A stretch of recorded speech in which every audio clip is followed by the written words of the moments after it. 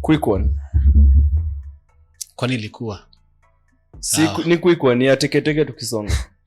What do we call a Muslim reptile?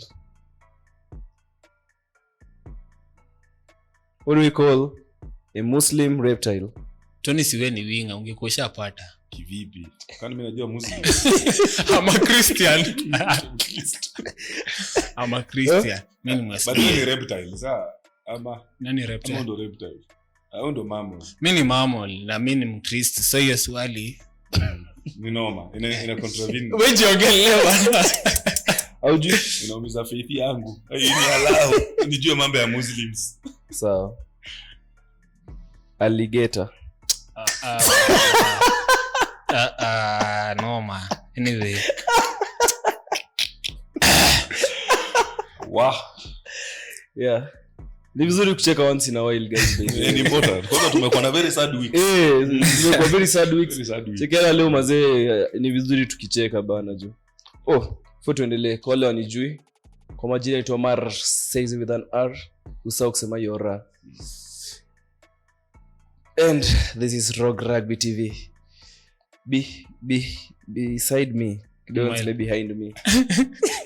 Beside me is the man with many names, many professions. He's old but still young. Hajamaliza shule by the way if you don't know. Ako 90 year. Sijui ako ya gani sahi but ana claim bado anasoma na alimaliza zingine so I don't know what he's doing. He's Kenyan but also Ugandan.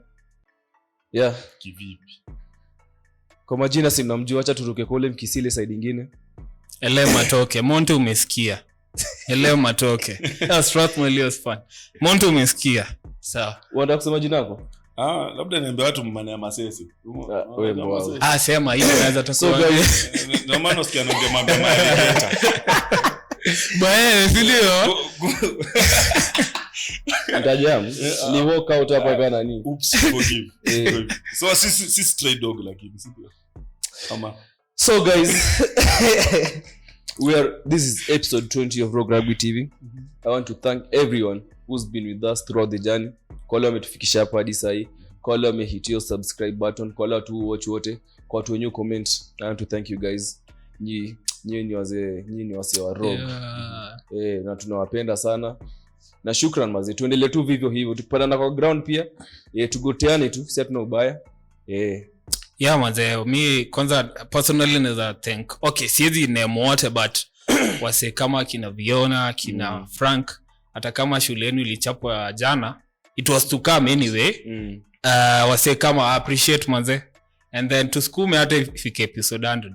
Remember, subscribe, hiyo notification button pia turn on.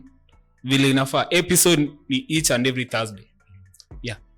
Yeah. So kama kuna mseu kutana on at least unaweza turn on notification by Rugby. So on to today. No, we won't have any politics today. Today's episode is mainly to educate players, things of that sort. No player rights, player welfare, and about the Kenya Rugby Association.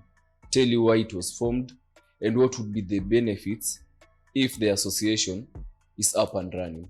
So that would be our podcast today. Yes. So kama ulikuwa umekuja hapa juu ya siasa leo, noma. Itasumbua. Yeah. Siasa labda uende kwa Mzito amejenga kanisa. 1.2 billion. Sio leo hatuna. Tumachia. Wacha ajusi wajui. Acha ajusi wajui. Sawa. Bila kitu Masubaru boys. Na umetaja project yake. Mimi nimesema mtu wa kanisa. Si hata Nganga ni mtu wa kanisa. Inaweza kuota nani? Watongaren. Na unaona ni yeye. Usiwatongaren. Hana hata. But hata mtaa wetu SDO tunachanga do. Watu wa soya. Tunachanga do ya kanisa. So sure. Anyway, lakini mwasisi hata before we start today's nini, lazima kwanza to rewind kitu ili happen on Friday. Yeah. Sunday. Yeah, kulikuwa na press and then Masea Libanja and who else, Victor Washira ni wa Ngong, sindio?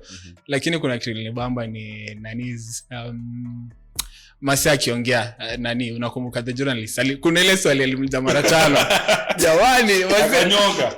ni kama alimweka ati swali nimeisahau but anamuuliza Masi will you yourself boycott? yes Masi anajibaje alafu anamuuliza tena will you boycott jamani Masi ulimkoroga but anyway bora ulitoa message na represent my players vile inafaa and then me believe that's a good step towards unaomba karibu atoe koti ziko na microphones bana hii story but ilikuwa fit alafu kitu kingine hiyo Friday bana ukufanyia nani poa kufanyia mzito wetu wa mguu anaitwa nani Onzere poa unamtanikaje vitu 7 anyway uweze kutembelea msee unajua tu welfare yake si fit kitu tu namkeep happy ni kucheza FIFA ile koko wake na unampiga kwake lazima umchallenge mental health hata pona hapana na si ati ni mara moja lakini anyway Onzere uko na PS 24/7 na unapigwa bao 7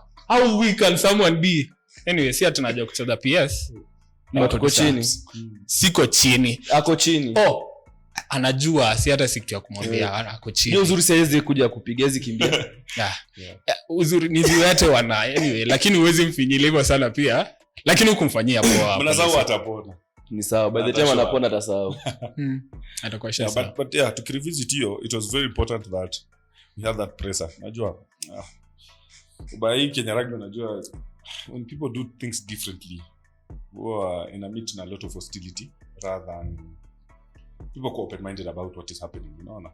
Yeah, because for me, it is more or less just issue of governance, which has been a very big issue in Kenya Rugby over years.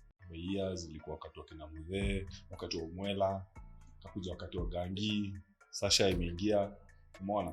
And assuming that we have a new chair, the same issues will not rise is just being naive. Understand? Yeah.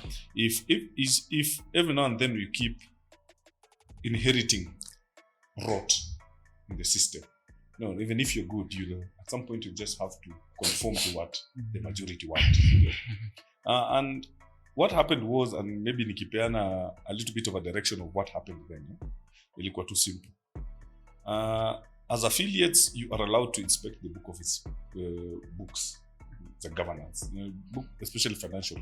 It is allowed in the current Kenya constitution. Remember, we also tried to come up with a new one. But before the new one steps in, we still have a governing constitution. So asking for those books is within any affiliate's right. So if someone asks, ni books gani zilitishwa? From which year to which financial year? I think zilikuwa financial years from 2020 to 2024 on different tournaments. Because kuna ilitisha kuhusu Baths, kulikuwa na junior rugby World Cup, rugby under 20 JWRT. What if someone asks why mbona mse ama affiliates waitishe hizo books kwa pressa na time ya AGM walikuwa hapo kupasi hizo books? Yeah, kuna point by the way. It's a very good point, but before AGM is GM atu kujua kuna watu wako busy union. So like ukiletewa books upitishe ka for example hiyo ya Safari Sevens before mpitishe hizo books hamkuona hizo numbers ni outrageous ama zi make sense? Na ni kweli tuliona na but see it was still passed. It was yes it was and wacha nikwambie me I remember the last time nilikuwa hapa I told you one of the biggest thing that I failed and that personally I failed kwa hiyo AGM because I didn't speak out. You understand? And most people are using it pia ku try to invalidate whatever I'm saying next, you know, that wewe ulikuwa AGM mbona ukuongea. But something funny ni hiyo, if I think kuna recording will go around of how it was, you'll realize that place was a circus. People were just shouting, people were just heckling, you know, people thinking that they know much better than anyone else. There was no protocol of how information or how to speak out on things, you know. And for me, given that this was actually my first AGM in year 10, I really wanted to see how things are done, you know, how things are governed, how process ya vitu zina happen, so, and for me I believe it is because of that AGM umeona that led to things like kujua what happened na hiyo accounts ya sindio because after that is when Amenya did it online akazipost unaona and it is something that people are asking often everybody hey, by the way if you feel dissatisfied sindio why are you not calling for an SGM to toya watu sindio but remember these people even under law are still innocent until proven guilty. But how do you prove them guilty? Based on social media posts? Nope. Is it matoke? Yeah. Just because someone posts around that you're corrupt, I cannot go around use this as a reason why I'm calling for AGM because you're called corrupt. You understand? Yeah. There has to be evidence. And where are the evidence of financial records? They're in the books of the KRU. You see my point? Or if someone says,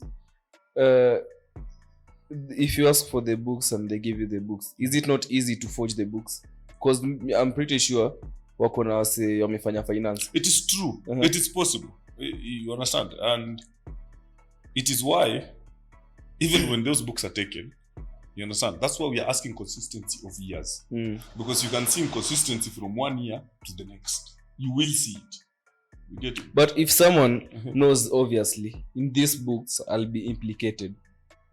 And they are, till now, you've asked for the books, but they haven't responded. Is it safe to assume maybe they can do one or two things to like cook the books? Because this is something that will implicate you. I don't want to say what cook books because you see also that's another offense. Yeah, you can't. It's a very big offense to it. And to my own personal opinion, I also don't think it's beneath them. You know, I think anybody will do anything. Of course. But I would like to give a benefit of the doubt to the union, you know, to believe that they won't do such a thing. So if you requested for these books, I believe they'll bring it as it was. Because even the own the auditor mwenyewe in his report, he says the same thing. There is a lot of discrepancy in the finances of the national team expenditure, You know, they say that even though 1, 2, 3 things may look good, but these books are not in order. So what happens in a case where you are given the books and everything is in the right order? What happens next? Then that is it.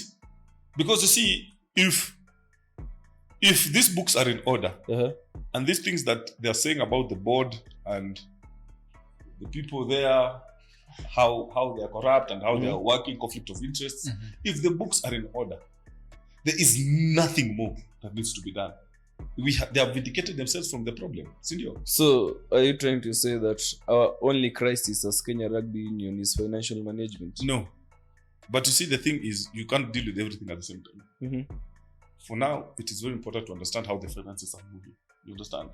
Because if you do a whole managerial audit, whereby if the union promised that this year we're going to buy a new car, you need to see that new car. Yes. You know, those are other things that someone else can take up that fight. You understand? But for now, the board is being accused of misappropriation of funds. You get it? And a lot of corruption allegations are moving around. So the only way we can first create trust is, first of all, we inspect these books. Tujue zinaenda.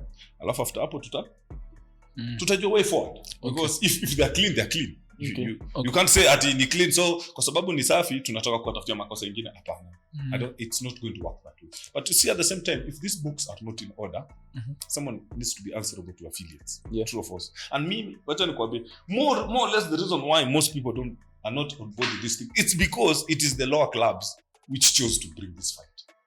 Sometimes ni wivu mimi sikufanya. Unaelewa?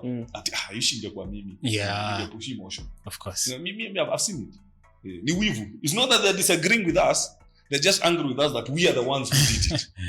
You get it? Yeah. Everybody agrees. We need accountability. Everybody agrees. We need to know where the finances are going. Everybody is on board on that story, Sindio? But they are against those who bring such a motion so that we reclaim accountability from the union. Okay. Now before myself ulize, let's say kuna shida ya finances and stuff.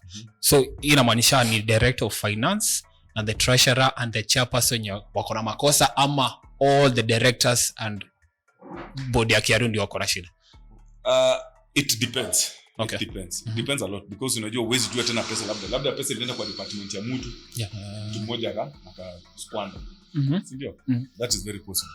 But like you said, it comes down to signatories. You know, if accounts and signatories have the chairman, usually nakwanga chairman, maybe secretary na secretary na treasurer, yes. Most organizations, the three are the ones who are most signatories. So if that becomes the case, then the three just answer for it. You getting my point? Okay. In some organizations, they put it 2 people to sign. You get it? So I don't know how the union laws go on in terms of money, on how many signatories are required. That's supposed to be 3. I don't know. So from kuna document niliona audit I don't know if it was Safari Sevens ama ile audit ya how auditors it had 3. Yeah, I it's possible. You understand? Okay. And also there are things I'm saying. You also have to look at it this way. Was this money removed before or after? You get it? Those are things. Okay. Because sometimes services have already been rendered and then now you have to pay. You know, that's a bill you have to pay. You get it? Or were these negotiated prior payment and these were the agreed prices? You see my point? Because also up on the Malia procurement, which we keep saying procurement, we need to understand how did these people get these bids? How are the bids made? It's becoming a very difficult thing for you to navigate bila kuona books. Umeona? Yeah. Talking of that, itabidi tumeacha hiyo story hapo. Wacha ngoje kama watatupatia books ama watatupea. Yes. That was in the internet. Yeah, because that is all. We just need to know kama watatupea, and then what happens next. Yep. So another thing, but then nilisahau kusema, I wanted to big up a team called Ruffians in Nakuru. They play rugby league. Yeah, jana nilicheza rugby league. Ni season ya kwanza nimecheza rugby league by the way. Na nimefika finale guys. Timu ndio kali ama players ndio wakali? Ama wewe ndio mkali? Ama wengine ndio wanyonge. Ama the opponents ndio wanyonge. Our opponents wako wanyonge. And it's a very good team. Hiyo Ruffians. Kwanza alijaribu kutuingia mental maze game ikianza. Juu tuko kwao nini. Mi boy fulani naambia ati yako grade 9. Nani mweusi mrefu ashanitusi akaniambia hapa si TikTok. Wow. Wandani uko YouTube. Hii ni grao, ni bebe uone. But inamaanisha unajua na kuwatch. So it's fun. Like wazi. Yeah. So mtu unajua kisha kwambia hivi asha kuingia mental uko like, so nipige fan wangu. Ama nicheze tu game. Itabidi mnyoroshe. Kabidi kwambia hata mimi najua hapa si TikTok. Bebe uone. Maana uko hapo. Niko grao. So rugby league mazee iko na guoko. Ni noma. Hiyo kitu si mchezo. Na mabega. Na mabega zinarushwa. Yeah, it's a good thing. We came tulikuwa victorious, tulishinda by the way. Tuko finale versus AP. Basi AP nasikia sijui jina. Sisi tunaitwa Rangers apparently, ndio hata mimi nimejua. Mimi nimekuwa tu nikicheza games tu. Masinari. Baya. Sio ninaisha ndio unajua jina ya timu. Sasa jina apparently jina ya Union. Tunatumia Union. Si jina mnatumia huko league. Yeah, because ni 2 different federations. So huko tunaitwa Rangers. So mimi ni Ranger, Mika Ranger. Niko finale na hiyo team sijui jina yake, yani nitajua tukicheza hiyo day. Na mkiwapiga. Lakini hiyo game ni hard. Niko na maumivu hapa mali nimekaa hivi guys. Mkao mnaweza nikaza matunda ni sawa. So I wanted to big up hiyo Ruffians. It was a good game. Mimi hata sijui kama walikuwa na coach ama walikuwa na jikoach. Mimi sikuona msanga naye. I think ni Lawrence. Maze kazi safi by the way. Na Nakuru Kitty for hosting us. Ndio nimeona Nakuru Kitty for the first. Nakumbuka Jeja alituambia tio nini Kenya Institute of Kenya Industrial Training Institute. Yeah. So nilikuwa nashangaa tu Nakuru Kitty. Juu unaona pale time ya 10 ati Nakuru Kitty. Sisi tunadhani ni timu ya 3 ya Oilers. Kumbe ni place ina exist. Tembe one mengi nilitembea nikafika huko. It was nice. Yeah, that is all. Before my so malizie story, nimeona players wenye wamecheza rugby league locally wakisema like vile league imewajenga. One of them being Brand Mutua. Wewe personally league imekujenga nini as a player? nimefika finali yenye ufikangi na blood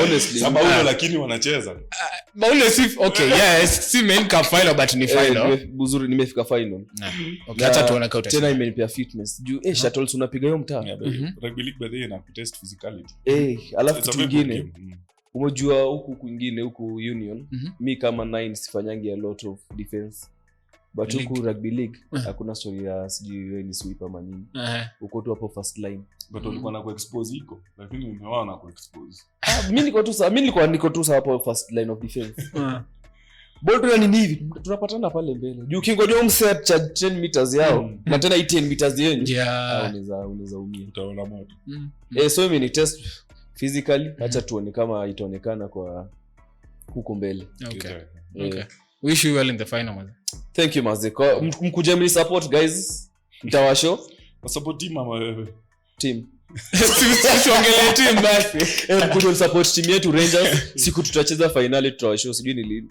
basi tutacheza mtawasho so that aside kwa tu your support ya kuja kutusupport pia kuna tunataka tuongelee hapa yenye ningependa nyinyi kama players msupport initiative juni initiative yetu so acha nianze kitu ya kwanza policy why do you think did we form the Kenya Rugby Players Association basically leo ni siku ya civic education so many questions have been put around kuhusu hii kitu and I would say the reason why we formed it is because we have a deficiency in the system hii system kidogo haitufavor sana players unaona na unapata most times sisi ndo kucheza game sisi ndo tunakam tuna give everything sisi ndo tuna pull in sponsors na show yenyewe tuna give whether at club level or national teams ndio but we don't have a welfare association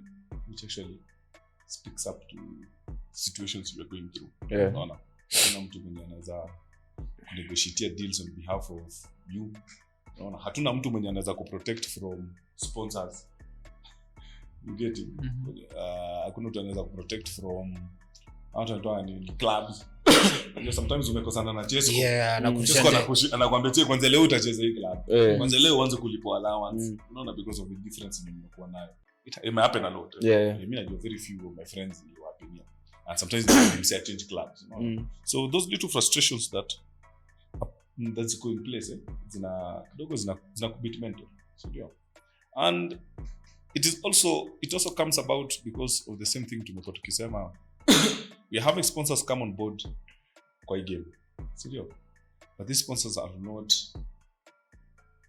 not putting deals across that actually favor players which they put it in so it is more of a union based sponsorship rather than a union and player based sponsorship unaona I can remember kitambo tukianza kucheza Kenya Cup there was money let alone that prize money and also nationwide sometimes there was some subsidy ilikuwa inakujanga sometimes ya transport kila games ndio kuna kitu end of season unasikia kila club imepewa ka kitu some deal ilivana hapa na pale ndio but now hakuna which is not for me I feel like at some point tulikuwa almost semi pro and if we put our structures well tungekuwa professional level by now ndio niliona hata jana kama sijui ni juzi niliona Hong Kong China iliqualify kwenda Hong Kong China ni country defect Hong Kong iliandika Hong Kong China inaitwa say Hong Kong China washamajia 50 years Hong Kong China iliqualify kwenda World Cup na according to wazee wakati niliona hapa akisema hii Hong Kong nimeona hapa juzi wakicheza na Kenya hapa Impala na kwanza cup na alikuwa referee kwa hiyo game alikuwa smart sana na tulikuwa tunawadishi time ungeona kina Davi na kwa Mayangta na tulikuwa tunapiga hiyo Hong Kong hiyo time sasa hii Hong Kong wameenda China wameenda China wamekuwa Hong Kong China sasa hii na wakaenda World Cup sisi bado tunapigania governance wameka gate invest kwa infrastructure wameka gate ndo tusipiganie nchi yetu rugby yetu. But tuliingia Ona sisi Anyway. tuseme tusilete siasa. Okay, sisi sasa nilikuwa na congratulate nini Hong Kong. okay Hong Kong It is true. Juu hii ni step. So umesema kitambo Yeah, it is true. tulikuwa semi pro. And that is one of the biggest problem. Hata si Hong Kong pekee. At the time Hata Portugal. tucheza Portugal hapa. Same team ili make previous World Cup. ama siri ni kupigwa na Kenya Hapana. Labda. No, Yeah. but ukidiambia, okay. For me, I believe Kenya has been a benchmark for rugby for a very long time. Understand? Yeah. We just don't have things and structures in place which promote continuance of it. Umeona? Ukiangalia sama sasa hii ndio nakwambia. Unajua most people don't understand that player welfare itachangia sana sisi kufika for next World Cup. Hiyo performance Sana. Umeona? Because for as long as a player is happy, he has nothing to complain. But of course players lazima kuwa na kitu ya complain. But itakuwa kiasi. But for as long as meet the bare minimum required for him to give, atagive. Yeah. Atagive. Nini itamzuia? Labda mkoro wake amwambia ache kucheza. Umeelewa point yangu? Yeah. And that is why so many people don't are playing. Good players are playing, good players are retiring early because they feel like, what's next? Or why am I doing this? More. Or hii club as much as naipenda nikiumia wananinawa. Sina happen. Hiyo kitu happen. So why is it important to like have the association? Why is it important to build the association? Unaona, the association is for players. For players, built by players. Understand? And the association will be helping you fight for these small but much crucial parts of the game. You understand?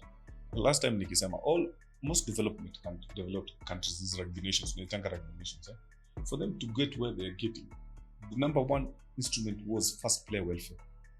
You know, because player ni kama gari, ukiiservice itakuserve na uitreat vizuri itakuserve long. Ama ni uongo? True facts. And that is now what we're having a problem now. More. We're having even players in these big clubs and ziko na pesa. Some of these players are not playing up to par.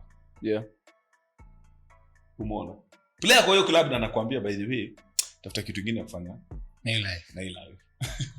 Na yako kwa pesa. Na sasa wewe mwenye sasa hauko kwa pesa. Unategemea buda. Ufanye hivi. Tap the badge. Alafu akupe mchele maragu. Na bia. Umeelewa? Yeah. So those are things that we need because the association does not just protect you from your rights being violated. It also helps you negotiate better terms for yourself. Example, how national team players wanapanga contracts. You understand? Wengi wao maybe wajui nini naandiko kwa hiyo contract. Hao wana sign tu. Wengi wao wanasema waliona tu amount. Weka sahihi. Si ndio? Alafu wana realize, with the contract nimesign haini allow hata rest tuseme for example. Yeah. Like you see NZ okay, I think NZ ndo mostly nasinga contracts zao zinaongelewa sana. Mtu anasema amechukua sabbatical. Yes, yeah. Ameenda kucheza kwingine ili recover alafu arudi. Actually before bado ana continue hiyo contract. Okay. Yes, before nani uendelee kuna yenye niliona ya France like players wenye walifika semis za pro top 14. Yes, awaindi na the national team kwa tour yao ya France. See, the national team iko NZ sahi. The top players hawakuenda cause they need rest before kuwacheze national team. So yeah. Such things we are putting across. Yes. Yeah. And this association can negotiate such things for you. You understand? Yeah. And those are the kind of things we need also in every club. You get it? This is where and tell you true. Because ukiniuliza example na fikiria wachezaji wa Oilers na Cabras. Ndio. Very good sponsors. You understand? But ukiangalia player welfare, when you talk about player welfare, people just think about payment. Yeah. Ndio. Yeah. But imagine our players wamecheza kuanzia lini? November. Tangu wanza kucheza rugby. Tunaanzia tu Fladi season ikianza. Tumeenda Fladi. Tumeingia Kenya Cup. Tumeingia Enterprise. Wakaenda camp ya national team. Wamecheza magame. Ndio wanaenda kuturepresent wiki. Na wakirudi wengine ingia msaba direct. Alafu wengine tena wataingia sevens. Na kuna wenye walikuwa sevens. Na kuna wenye walikuwa sevens. Na isi unaona your backload. Yeah. Ni too much. ni too much that ina feel like mimi kama mchezaji nikisema guys nasikia nime wear out nahitaji tu rest kidogo ndio ni come back utarushwa nje chances ya kurudi ni minimal sana so umesema association would be able to help with that itaku help na vitu hizo ma contract we'll be able to negotiate better contracts for you we may even introduce sabbaticals for national team players and maybe even negotiate longer contracts because kwa kama say contract ya 1 year na unataka give heart ni hard umemwambia 1 year na umeshamwambia ukiumia uko na 3 months kupona ama 4 months uko nje inakuwa very hard umse give Okay. What about someone mwenye yuko kwa national team anajiuliza hii association meet ananisaidiaje? Kama club level itasaidiaje? I would think at some point when we have this association in place all clubs must have a standard kind of contract. We must move away from players sasa kwanza kucheza tu. Umeona? Lazima tutoke tu place mimi nasema tu mimi ni msewa Queens. Wewe si msewa Queens kama una contract. Umeona? Mimi ni msewa Mwamba. Naona contract. Budangu alicheza hapa so mimi niko hapa. So mimi pia damu yangu ni kama inaenda. We must move away from that. It is why sometimes it becomes absurd that let me give you an example like Strathmore. Strathmore mko kwa scholarship. I'm not sure whether those players are on contract. Is it contract based? You get my point? Or is it an understanding? Unajua kuna MOU. And MOU are not enforceable, by the way. It's just an understanding, but they're not binding. What is contract. MOU in full? Memorandum of understanding. Understanding, yes. Kama tu tunaelewana. And sometimes you may find mimi nataka niko Strathmore, si ndio? Niko kwa scholarship, si ndio? Let me say another club imeniita. But the club is still willing to pay my school fees in Strathmore kumaliza. Si ndio? But now Strathmore will not want to release me. What happens? So your clause kwa nini? It needs to be there. Yes. You getting my point? Yeah, it needs to be there. The same way I usually feel those long length contracts that Strathmore after unamaliza life is supposed to be for two more years. It's absurd. Those are called absurd things. Okay. Because I already the contract is school and rugby for play. Serious? Yeah. I have already finished school. Why am I still being tied to a contract? You see my point? So what am I benefiting staying in there? You could give back. You're not giving back. It's not giving back. Okay. The university has scholarships. I gave my part. I played. Sindio? What am I giving back to? You see my point? Yeah. Now those are things we call exploitation. It is not giving back. It is exploitation. Yes. You're now exploiting me because now I'm playing for free. So how would the association help with that? Those are the things now. We go down to the core root of these contracts. You understand? Yeah. And see, vile tunasema, the whole association is about players and it is just for players. So players must be on board with such issues. You're getting my point? And you agreeing to play for university after you've already finished and you're still on contract, it is exploiting you. There is nowhere in this world whereby universities offer you scholarship and upon finishing, you still come back to play.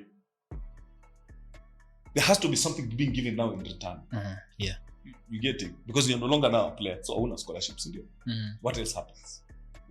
And those are the things that I keep telling players, we need this association, siri ni numbers. Siri numbers. Yes. So tukisema hapo siri ni numbers. Maybe explain to players who don't yet understand how this association works, why it needs them, why it needs players to come together. Hence the hashtag siri ni numbers. Siri ni numbers. And it is true because players need to understand that. For a long time tumekuwa exploited. For a long time we don't have voices. Unaweza sema clubs will always be for clubs. And that's why they have a union. Yeah. Union is not formed of players. Union is formed of clubs. That's why affiliates are clubs and affiliates are not players. You understand? And affiliates are not individuals. They are clubs. And if me ni chairman, I'm not negotiating what is good for my players. I'm associating what is good for my club. The interests just align with my club. And so many teams in this Kenya, by the way, more or less zinakuanga kama ni personally owned people. Okay, especially in nationwide, you can realize your kids. Yeah. More or less personally owned by people. Okay, mbona useme personally owned na most of the clubs in nationwide ni community clubs, I believe. Yeah, exactly. Your community, the community, kuna mtu anasema ni yeye alianzisha na ni yeye atasema. Umesahau ule mtu alinitusi X akisema yeye alianzisha Bungoma Sharks. So anafaa akona right ya kuongea venye anadai juu ameanzisha Bungoma Sharks. Katika Kenya kama the community clubs, most clubs in Kenya, but they are community clubs. Even hata ukiangalia Impala, Queens, all that, I think say corporate tuko na 3 peke yake. 3, yeah. And then the rest are university based, clubs in community clubs. But the same people who are so in these universities are the same people who are actually tena wamezifanya zimekuwa kama zao. Yeah. You get it? Like how me I was in how I was unhappy how Floyd's issue was handled by this. You remember? Yeah, I remember, man. Yeah. The club wants to buy him out of Daystar. Yeah. The university does a very funny thing. They put a very unreasonable price. Ilikuwa for chwani kwa 50. Yeah. Crazy. Just a crazy amount to say no. You understand my point? Yeah. No, those are the things now we need to come in. Because I can be on scholarship and I can decide to stop studying. Yes. You understand? Does it mean that I can stop playing? No.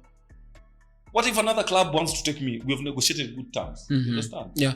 And we say, hey, by the way, me, I need to move. The club tells you, we can still play for you in that university. You get my point?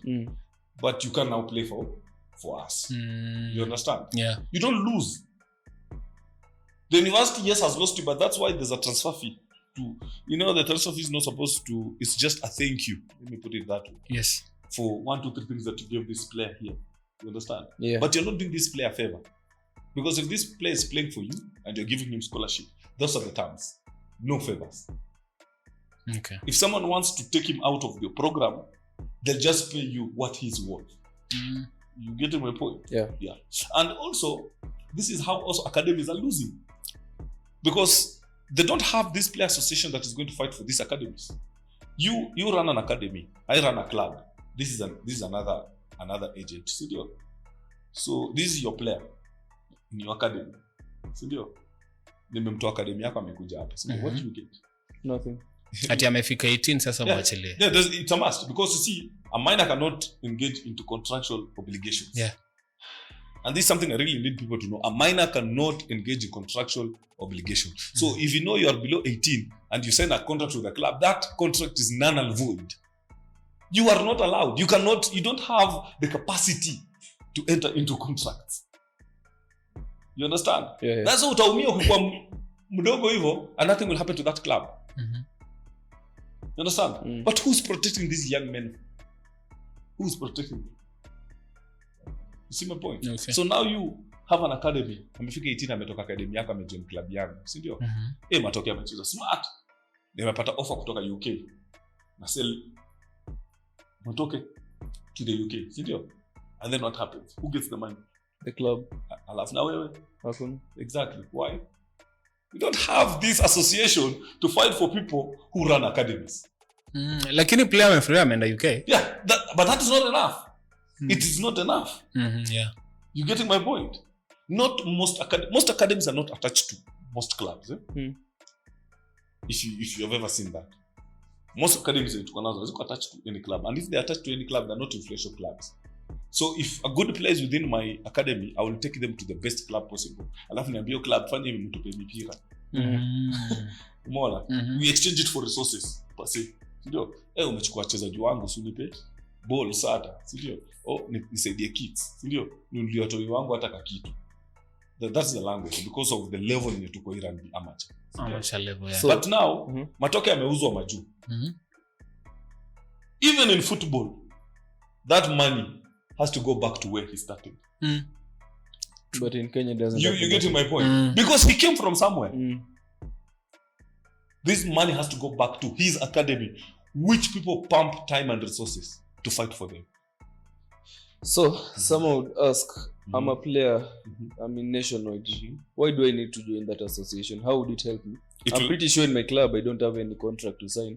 And even if I transfer, I think I'll just go to another national club ama nitahama Webuye nikuje Nairobi nijaribu kucheza ESS mahali. So hii association itanisaidiaje?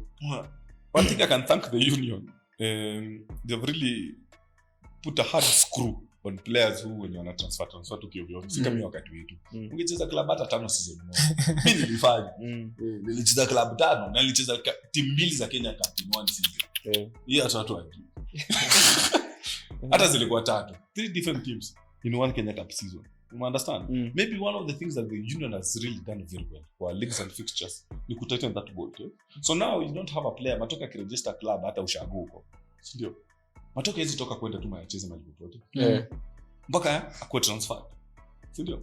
And most of these national teams hazina pesa kama 10,000 ku give for wewe umetoka Webuye uyameenda Bungoma. Nimegive. So wanapenda kushare players. So umetoka Webuye umeenda Bungoma. Ndio. Because uko happy na Bungoma. Umeona? But sasa ukienda huko Webuye atakataa wewe kutoka kwa sababu hawajalipwa pesa na Bungoma. Yes. You understand? And that's where you have your association now. You understand? We come there as mediators to handle this issue because whatever outcome must be favorable to the player. We can come negotiate terms for you. We say, okay, so na 10,000. Can we negotiate payment plans? Because this is not something union can do for you. Of course. Yeah. Watakuacha tu. Let me give you an example. If we had an association and let's say Floyd was a member, do you think you'll have stayed out of rugby for 1 year? Alifanya mbaya. Not really. You getting my point? Yeah. And me, the way me know the laws of Kenya Rugby Union. If Floyd forfeited as a player of Dexter, he should have been out for 2 years. That is what the rugby. So angerudi this year even. Na maisha angerudi this year. He shouldn't have played for another club if he forfeited being a player for Dexter. You get it? And those are laws and loopholes that people don't know that happens. We have a player, kuna player kwenda Difu. Sijui kama unamjua. Yes. William, yes. William Difu. Nakumbuka. He did the same thing with Cabras. Now where is he? Nowhere to be seen. So sometimes you have players who are unhappy in a club. So and I want to leave a club. If you don't have people who are going to intervene on you, that a club cannot deny you leaving. And that is but the union are really sitting on that thing. That a club cannot deny a player from leaving. You understand? But my question is, who is going to fight for you? The association. And that is why we need this association. Because if you don't have anybody fighting for you, kwa hii transfers vile unatoka, si ndio? Clubs zitakukomalia tu, si ndio? Na Matoke huwezi toka hapa. Tumespend domo wako. No, you'll be paid for whatever it is worth. But if Matoke wants to leave, Matoke has to leave. Yeah. Because he's unhappy. And for as long as he's unhappy, he's not productive. So someone would ask, for example, hiyo kesi ya Floyd, association ingefanya nini between Daystar and ilikuwa Oilers ama KCB? Ilikuwa kwanza Oilers. Oilers ya kwanza, yes. So association ingekam in, ingesaidia in what way? You have to negotiate aje? One, you have to come with the true value of a player. Yeah. Ukweli tu, si ndio? Yeah, we have a matrix of understanding because kuna national team caps, kuna nini. So aligraduate.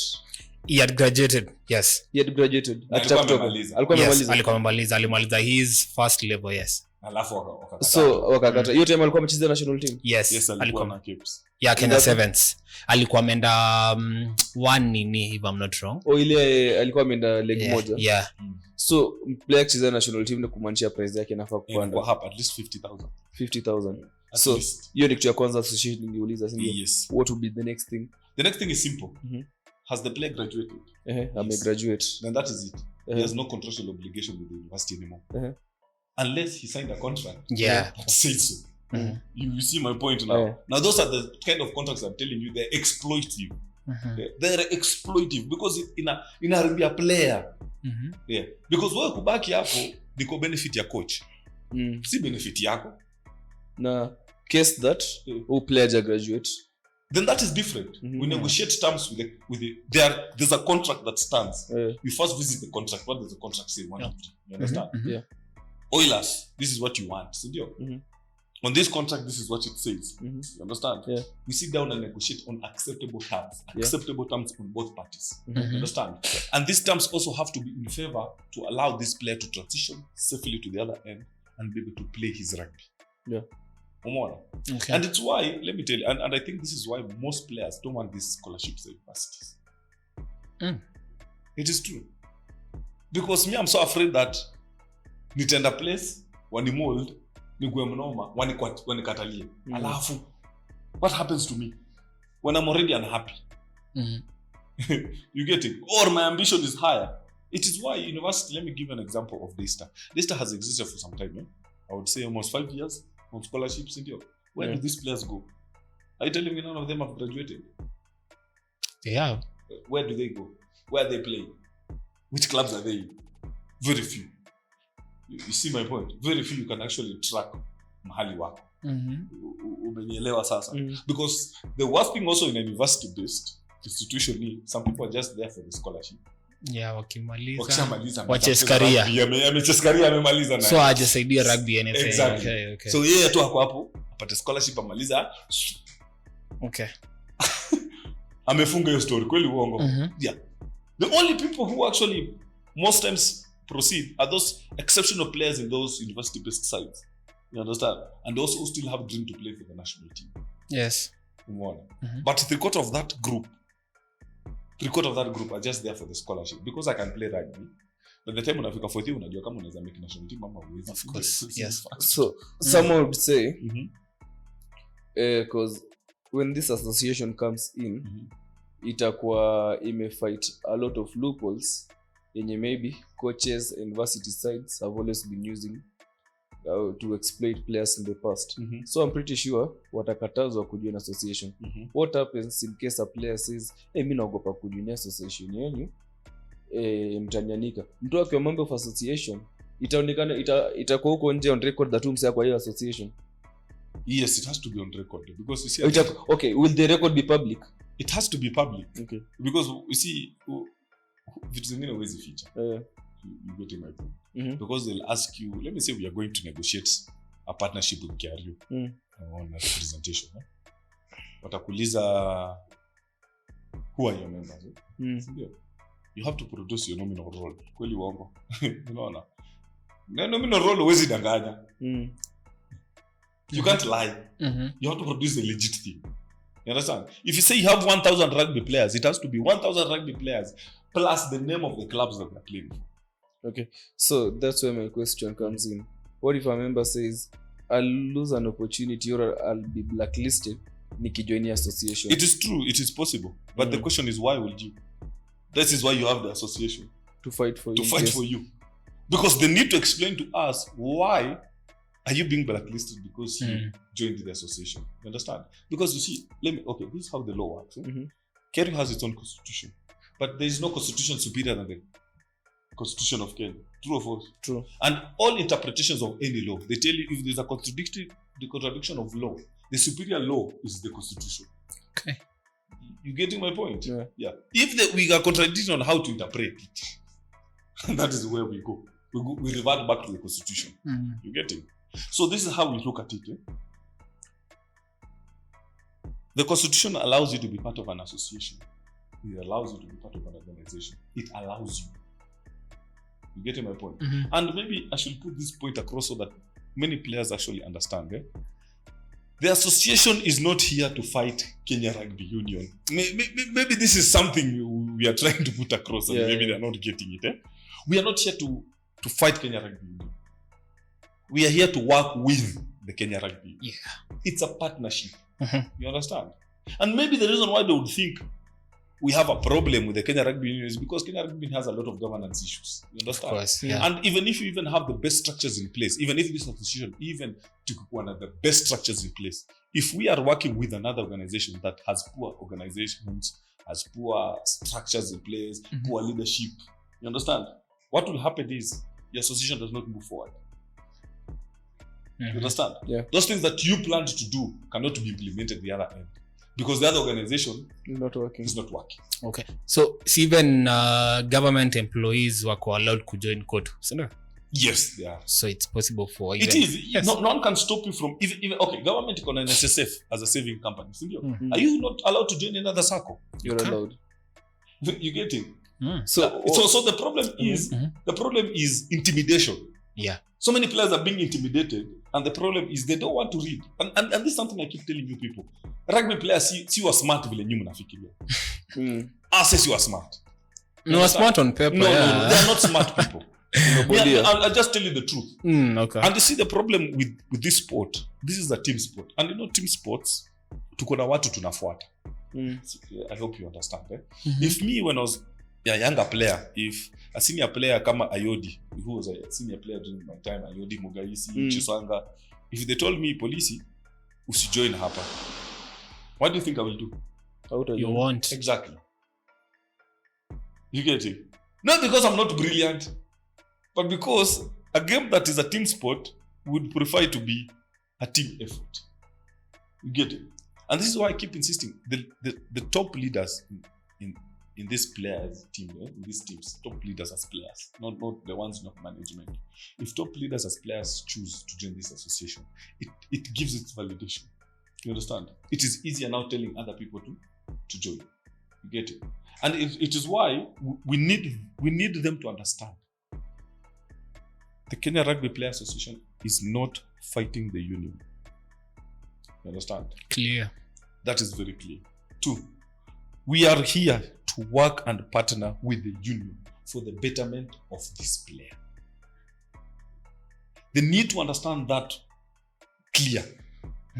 You get it? Yeah. It may seem at this point, number 3, it may seem that we are actually fighting the union. It is because we know if this association is in place and this is the leadership that sits there, we shall not achieve. You see my point?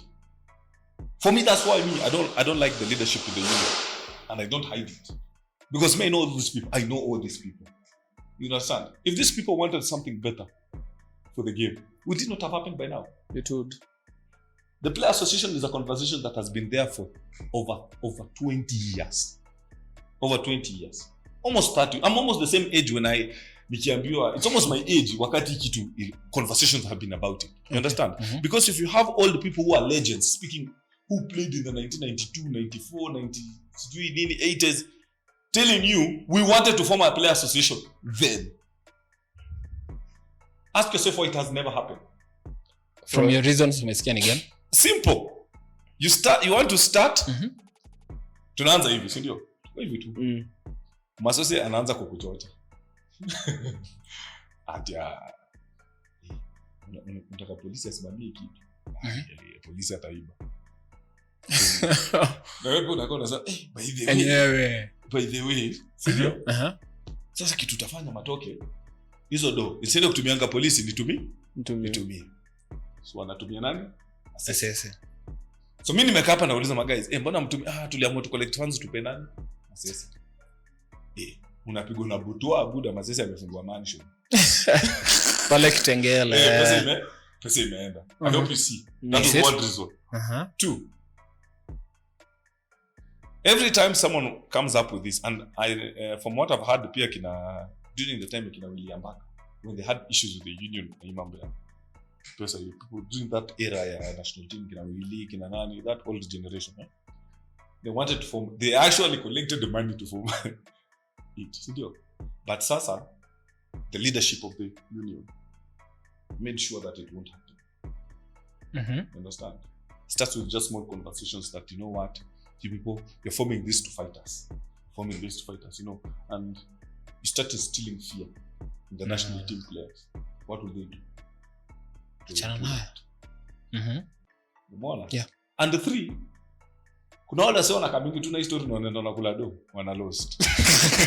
Simple to explanation. So shida ya pesa tu iko hivi tu, it's a society issue. Yeah. It is why we're having a problem by the way this thing right now. The problem is not that people are buying to this idea. People just don't trust that actually this might be the time that it will actually work. Umeelewa? Nile manze na wa trust na nadai. Lakini naogopa that kwa mtaninyorosha kama mtaninyorosha because 30 years is a very long time. Yeah. You understand? It's a very long time that so many players were in it. And the same people also on the board, some of them were players. True. Why did they not push for it? You see my point? So I'm trying to tell you, we cannot work with the people who have been accused of governance issues. You understand? The only way you work with such people is if such people have been there, given that most of them have been there more than 4 years. You understand? They should have done something by now to show that they're actually protecting players. True or false? True. We have been having deals as sponsors in Apigwa Cross. How much is trickling down to the leagues? Because every day there's a new deal signed. Yeah, a new deal this, a new deal that, a new what. Okay, juzi nimeona wamesign ile ya grassroots, ndio? Yeah. Is it grassroots or academy something? Yeah, not sure. Equal age grade. Ndio? Where are the people with academies in that deal? Another thing, do we have age grade in Kenya? Yeah, we do. By the union. We do. No, not by the union. And that is the thing. Now I hope now you're getting what I mean. Yeah. We are having institutions that are not being run by the union. Yeah. But the union demands that it makes decisions for you and your player. Yeah. Okay. You see my point? And this is why we need this association.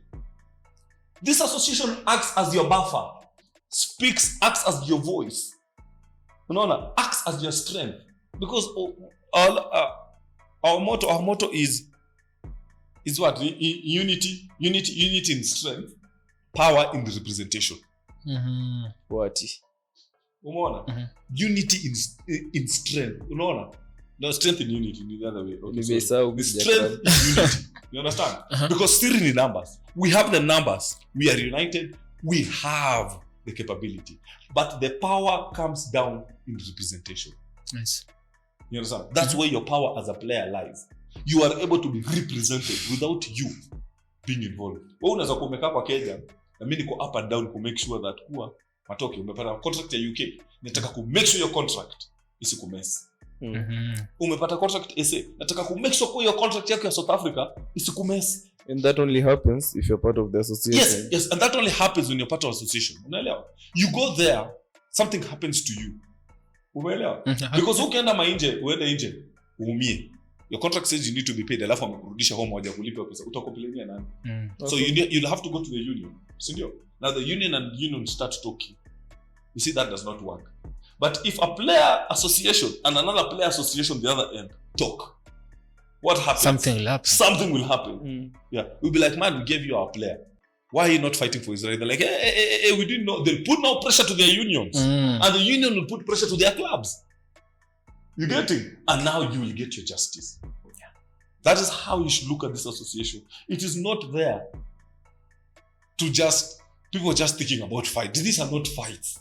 You want to go pro. Let me tell you, you want to go pro. We want to raise the standards of this country. We must raise the standards of player welfare. And who negotiates now your player welfare if you don't have an association? Yeah. The association gives the standards that clubs must meet. Because I don't see why we have 109 clubs in this country if player welfare is at 0. Then let's reduce the number of clubs. These players to go somewhere else. You understand? And that's why some mtu atakwambia, unajua ukireduce number of clubs, talent gani? Talent gani? If a club is registered in nationwide and ime forfeit out of 10 games, imecheza home games peke yake. Game 4. How is talent being exposed? You see my point? Yeah. Now that is where now we need this association to come in.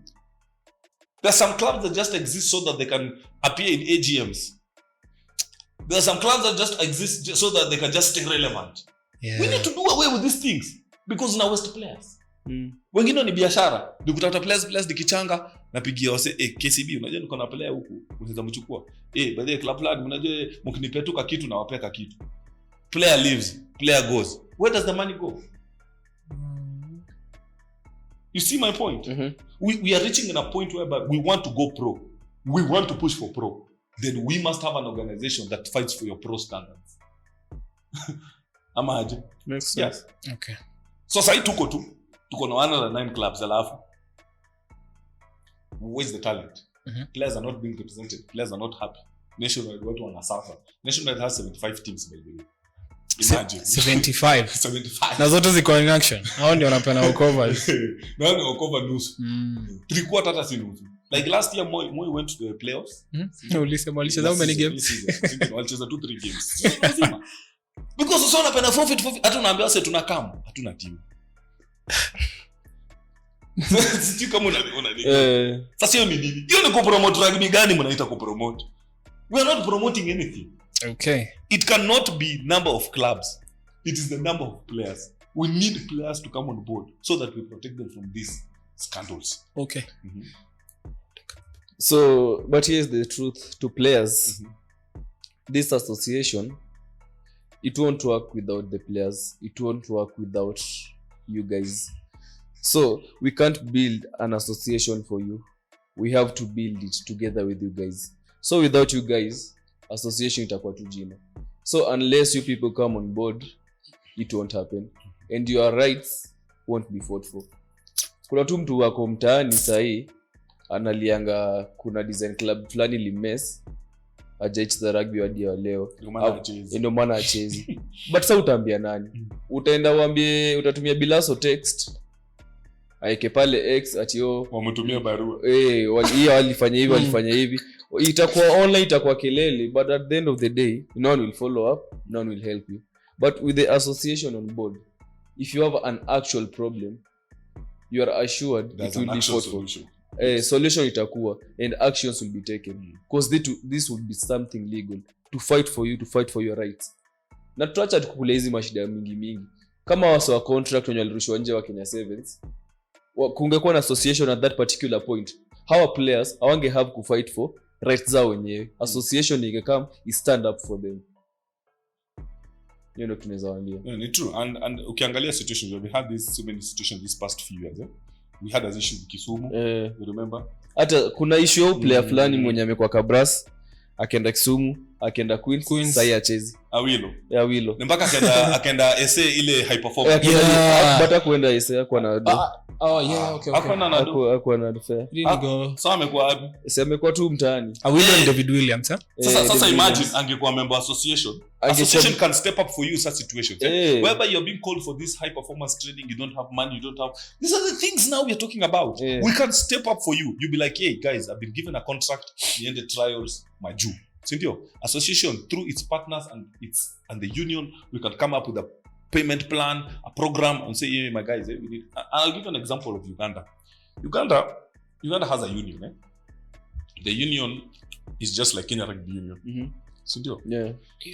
It cannot be perfect, but there's something Ugandan Rugby Union is doing that I wish Kenya Rugby Union can learn from. In these past 3 months, let me say this whole year that I've been here in Mekugo UG. One thing they've done, they brought foreign coaches. But remember, national team players have been training every week. As they are playing Kenya Cup, 9 special premiership. Wakicheza hiyo, wakicheza Kenya Cup yao itanichanga. Wakicheza Kenya Cup yao. Okay. The national team has also been training. So we have sometimes players in our clubs who are trained from Monday to Thursday. So they come join the team on Thursday. Wakitrain a club at Monday, from Sunday, Monday, Tuesday, Wednesday, work on a national team. Wanakuja. If that can be implemented, it can be very nice. Yeah. They also offer these players transport. So player najua nikitomaliza games hato nenda national team wapi? Come. That is 1. 2, something they're doing very well. They have partnered with other federations to promote rugby. Let me give you an example. Around a month ago, Rugby Union in France will conduct full certifications ya women in rugby in Uganda. Full, a whole week walilipia. Can you imagine? Do you see how they're promoting their game? Okay. Na bado kuna ingine ya juzi. 2, 3. Government ya Uganda. And government is paying these scholarships bure. Through their sport councils and their unions and federations. They have given rugby players scholarships. Si wameitwa na universities, wamepewa university scholarships. Na government through their unions to study in specific universities wanalipiwa. In UG. Okay. Are you telling me it's impossible for ours? You see my point? You see what I'm trying to tell you? The problem with our union is there are people who think they know better. Of course. 2, the problem with our union, there are people who are very rigid to ideas that do not come from them. So if you want your agenda to go, if you want this player association iregister kesho, si ndio? Tuambie. Tulikuwa tuende kwa mzee wa union, tumwambie propose ya idea yako. Ingewaka. I think my point. And the third thing about the union, kuna wase wa rugby. Kuna wase hao ndo wanaona hao ideas zao tu peke yake. Wenye rugby. Okay. So ikitoka mali pengine wanasema umse rugby, but ulisoma wapi kwa? Kwani tunacheza bano? Ulisoma wapi? Ukisoma party watu ambia nini? Babere ndio nakuba usiseme. Hivyo ndo wanasema. Unazoongea. Kwa nini inatoka ushago ndio maana. Ulisoma mpira unaniambia nini? Mpira something of the sort. Hiyo ni kweli. And you see that is the problem. The problem with the rugby community, we don't actually allow people to brainstorm outside the system. Yeah.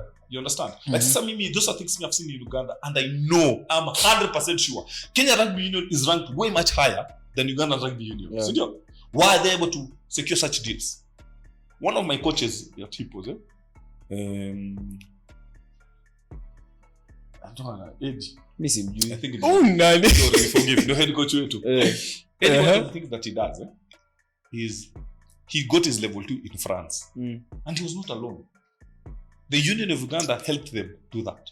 So, it is why most players from Uganda, when they're going pro, they're going to France. Yeah, actually, so have you noticed that? You think it's a coincidence? No. Also Hippos, but the Hippos sisi watu tuenda majuu wengi by the way. So Rujumba alienda Australia. Ruju sako Australia. Yeah. Sindio? Yeah. Wewe ni next. Mimi niko majuu. Si yako majuu. But we have a guy called Jacob Ochen. He's been playing in Wales. Umeona? Tuko na mwingine sasa anaitwa Owen, a very good center. Owen a feature center for Uganda. Ako sasa kwa academy ya I think Western Province, I'm not wrong, but ako ise. Sindio? Playing very well on scholarship. Sindio? We have a guy called Tafik. Tafik used to play, alikuwa anacheza mpaka nini top tier huko. Sasa tuko naye home. Sijui kama ana plan kurudi. You see, this is what Uganda Rugby Union is doing. Is exposing this talent. You understand? Sisi huko tunafinyilia talent. Sisi tunafinyilia. Tunataka tu make sure the same. Tunategemea sana Kenya 7s. Watusaidie kila mahali. Because we also not investing in 15s. Okay. Yeah, true. You get my point? Yeah, but unajua mongelea historia hii sana. Na najua mara kaza ja time, but Magomo aliongelea player welfare UG, akarushwa nje national team, akabaniwa 6 months. Na ilikuwa about player welfare. Amerudi. But alibaniwa for 6. Tena wamemrudisha tena kitu. Tena wamemrudisha tena juzi. Ni jana ama sijui ni juzi. Wewe una simu. Na simu ndio maana. Sorry. But juzi tena ilikuwa story yetu. So ni forgive. Bro. Ni forgive. Mimi ilikuwa story yetu. Anyway, yeah, but sasa there's another topic imetoka. Natukua the union tena wameanza kumfuata. But like I told you, Uganda Rugby Union is just the same as. They're not perfect, but at least when it comes to exposure and development of that game, man, these people are doing a perfect job. Polisi uliona history ya Leinster? Yani uliona hiyo before simu ipote? Simu imeingilia. Wewe tukate bana, people wamepost juzi wasema something about Leinster. But okay, yeah. Jody Barrett. Let me tell you one of the there's another program that is coming to Chadondo. There's this guy called Atib. You know. This guy is good, but he was once a former coach wa Hippos. Sahi alibeba hiyo 7 year ya kwanza. Sahi sasa kwa Kakira. You know. Yes. This guy has these connections with the Irish. Studio. Will you imagine the Irish are doing a tour in Uganda? In Uganda, and Jody will be there. Island. Wait, Island. Exactly. Kwanza Leinster. Na wakasema Jody atakam. And other than that, I'm telling you. Wow. That is how serious these people are taking their academies. And this is just one guy. And you see, this guy is working with the union. The union are open to his ideas. They're like, okay, very good, very good. And me, let me tell you, I wish Kenya we had someone like Ati, because that guy is doing very well. But polisi nilikuja sijui ni wapi nilikuwa naongelesha msanii nikaambiwa in Kenya tuko na wase wako na ideas na kuna connections kama hizo, but then when they hear the idea of working with the union wakule it is true. That's why I'm telling you. It is why even he's also negotiating them to come to Kenya on our behalf. Why do you have such a person negotiating for us? Nani UG? This guy is doing very well, by the way, for Uganda. He's really working on these academy things. It's a prop to him. You understand? And me, that's why I'm telling you, when we have such an association, we have the power to be calling such things. Okay. You get it? We have the power to negotiate with other unions legally. You understand? And tell them we'd like you to visit so that you can see player exposure. We can have the funds to say, you know what, we can call a coach from where. We want you to come help us. Work with us as we work with the union to work on certification on level 2, level 1, level 3, the conditioning. We have that capability. You understand? It is why you need this association. The union cannot do everything. Let me trust me. It can't do everything. You getting my point? That's why its loopholes will be covered by this association. And it's why I want also to address that this thing that people are saying that there might be an association that is, there is no other association in this Kenya, I tell you. And if there's any association that has been formed by the union, then that association is illegal. Why? Where is it registered? And a union, is it registered? A union cannot make another union. Okay. You getting my point? Yeah. Because the question is, if you're going to make an association for players, don't you think players are the ones who are supposed to vote who should represent them? So Makes the people sense. who are keep claiming who are there, I don't know whether it is true or not. Yeah, but who are there? Who appointed them? Who are you people? You understand? Because national team players cannot appoint their own representatives on our behalf. No way. You getting my point? Yeah. Those are 12 people. 12 people with a whole 1,000 plus 3,000 players. You see my point? And if there's an association there, it's not an association. I think it's just a group. Kachama tu. Maybe those people who are in the national team decided to choose so and so ataongelea mashida zetu za national team. But our problems go beyond our national team. Yes. You understand? Hata ukikuwa hiyo national team, ujue unatoka club. Si ndio? Uko happy kwa club. Umesahau kitu kingine tena ni association inasaidia nayo. Hii exploitation ya player kuambia by the way, kwa unataka kucheza national team, kuja timu ya mine. Kuja results. Yes. And you see those are the things. Player association can question the union on its selection. Be like, my guys, how did you come up to 1, 2, 3 things? Okay. Give us a protocol. We see, is it good? Is it what we share with our players? We tell players, say, but they could have a national team. Yeah. This is the accepted criteria. Na bado association inaweza have talks ama na negotiations na director of rugby mwambie hii rugby yetu njia gani vision yako ni gani na our players, because you see if you work with, let's say, the director of rugby, so now the rugby, but the director of rugby, we are noticing our players wako na shida sana mali fulani na fulani mashinani hawaelewi game. Like I'm seeing what he's doing right now. Wenye ameweza kupiga malap. He's doing a very good job. Alienda Kisumu? He did at Queens. Ameenda. He's doing a good job. You see, he's doing what he needs to do. You understand? But this is now where we are coming in and saying, even if the union comes up with parameters that are going to work, you understand? For as long as sponsorship and interests do not align with the player welfare, these things cannot be achieved. They can't. You'll come up with a very good idea. You understand? The same clubs will fight you on this idea. They'll tell you the reason why we are not implementing this is because we don't have money. You understand? Now give us money. Every deal you're negotiating does not involve player welfare. It involves the union and the national team players. You understand? Then what happens next? So, like I've said, the leadership of the union for us, for me personally, is its governance. You will not have anything productive with the kind of board we have now. And that is the truth. It is shameful, but it is the truth. Because if these people wanted to help us in this sport, they would have. Yeah. You're getting my point? We want different people who are professionals and who understand how to do sports management and its growth for us to actually enjoy this. You get it? So Players Association is one of the key things that will forever outlive each and every one of us. Just like when the union started and wengine walikufa, so waliwachiana. These are the things that make players go pro. These are the things that protect players who are already pro. These are the things that protect players even when they are not in this country. For as long as they are Kenyan. It keeps you safe. So a player association, people think this is not a tool to fight the union. This is a tool that is going to be used to work hand in hand with the union and keep the union on toes to make sure that player welfare does not go down. We are not supposed to be, we're supposed to be going up. Yeah. So that is why we really need this association. And that's why I'm really encouraging players step up. You don't have to speak on it. But when you're called upon to register, do it. It is for you. It is not for me. You see my point? Yeah. It is for you. You want a better life? It's your solution. So a situation where a player asks mwenye ako in contract, maybe Kabras, KCB, tumesema maybe story ya national team sana.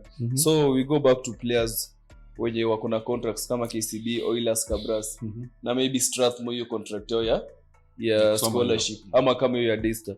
How would the association help with that? Association, part of its formation itakuwa na legal department, legal and welfare department, whereby legal to all to understand vile itafanya, ndio? Yeah. Legal matters that arise. And most legal issues as arise kwa players inakuwa contractual base. So kama player hayuko satisfied na contract amepewa na club, you can come to an association as a member and tell us, you know what, I want to review my contract, 1 2 3 nini, I want to see how it is. Ndio. 2, we will come up with a standard contract that has to cut across all clubs. A standard contract that entails bare minimum. That kuwa player mwenye anacheza Kabras na player mwenye anacheza Sheiwe. Sheiwe mnaipenda. Ilikuwa shule kubwa. Ile tupa ya Bushmwali. Nani mwingine after that? Bushmwali si ni mkubwa. Fonto. Ndio Fonto alikuwa Barbarian. Si alitoka huko. Sasa. Okay. Sasa when you have a standard contract that cuts across, that clubs can come up with their own contract. Yeah. You understand? But if we have a contract that has a bare minimum requirement, like medical insurance, for example, or player wages, for example, but hatuwezi ongelea player wages sana because tena pesa haziko kwa club, but at least there are those bare minimum requirements that we need for a player. For me, I think the bare minimum that every club now requires is medical insurance. We make sure that every contract contains a clause for medical insurance. Nice. If a player feels unsatisfied with his contract and amekuwa given a club, you can come. The legal department helps you for free. Since you're a member, shall pay your services. Wanna go through, wanaangalia, wanakuambia, okay, si mbaya or si mzuri or hapa na hapa, you can change, ask the club. Or if you want to negotiate a new contract with the club and you're not sure what terms you need, you understand? Uju ufresh ile unataka. Useme unajua mimi mkiniongezea tu do. Unajua si enough. Lazima ikuwe kitu kingine, si ndio? So sisi tuna step in as an association to help you negotiate better contract terms, si ndio? So that in the event that your club breaches, you have a legal recourse with the association. Umeona? So sisi ndio tutakwendea koti on your behalf. Hauhitaji wewe kujisumbua ati home unatafuta wakili mahali, mzee amelala pale Jivanji. Amevaa suti hapa na kuambia mzito mimi ni lawyer. Unaona kwa mado, kama mimi. Anakulinga tu hapo mado, unaenda na represent court buda huku wamemlinga yake tu ya jicho. Tena kwenye maji. Ana make sure kesi yako buda inazama. Umeelewa sasa? Yeah. Also wale wenye tumesema wenye wanaenda pro, kuna contract tutakuwa given. Of course. And given that most people have kuna agents, so one of the things we'll have in this legal departments, we'll have agents who will be registered with World Rugby. Watakuwa tuna make sure wana represent kwa hizo kesi. Ukienda huko majuu wanaongea, we see your contract, we see if it is applicable to you, we find favorable terms, and then we help you sign it. So that when you have a legal recourse, we know where we are starting and now we can represent you hata kama mlikuko majuu. So even akina Mokoro na akina Theuri in Romania will need them to join PRC and they're Kenyans? Yes, they can. It is possible. Right? Yes. But now, when such a thing happens is, we need to be also parties of the contract kama unaenda nje. Umeelewa sasa? It needs to say that we are negotiating it on your behalf. Oh, okay. You see my point, because a contract is only valid to the parties who are binded by it. Yes. So kama already ushasign, Sharpen. Also pia unajua kienda majuu tena unaweza kutishia kuambia msi siposign it na kurudisha home. Na utakurudi. Kwenu ni Kisii, unajua vile inakuwa ngumu. Kisii si mbaya.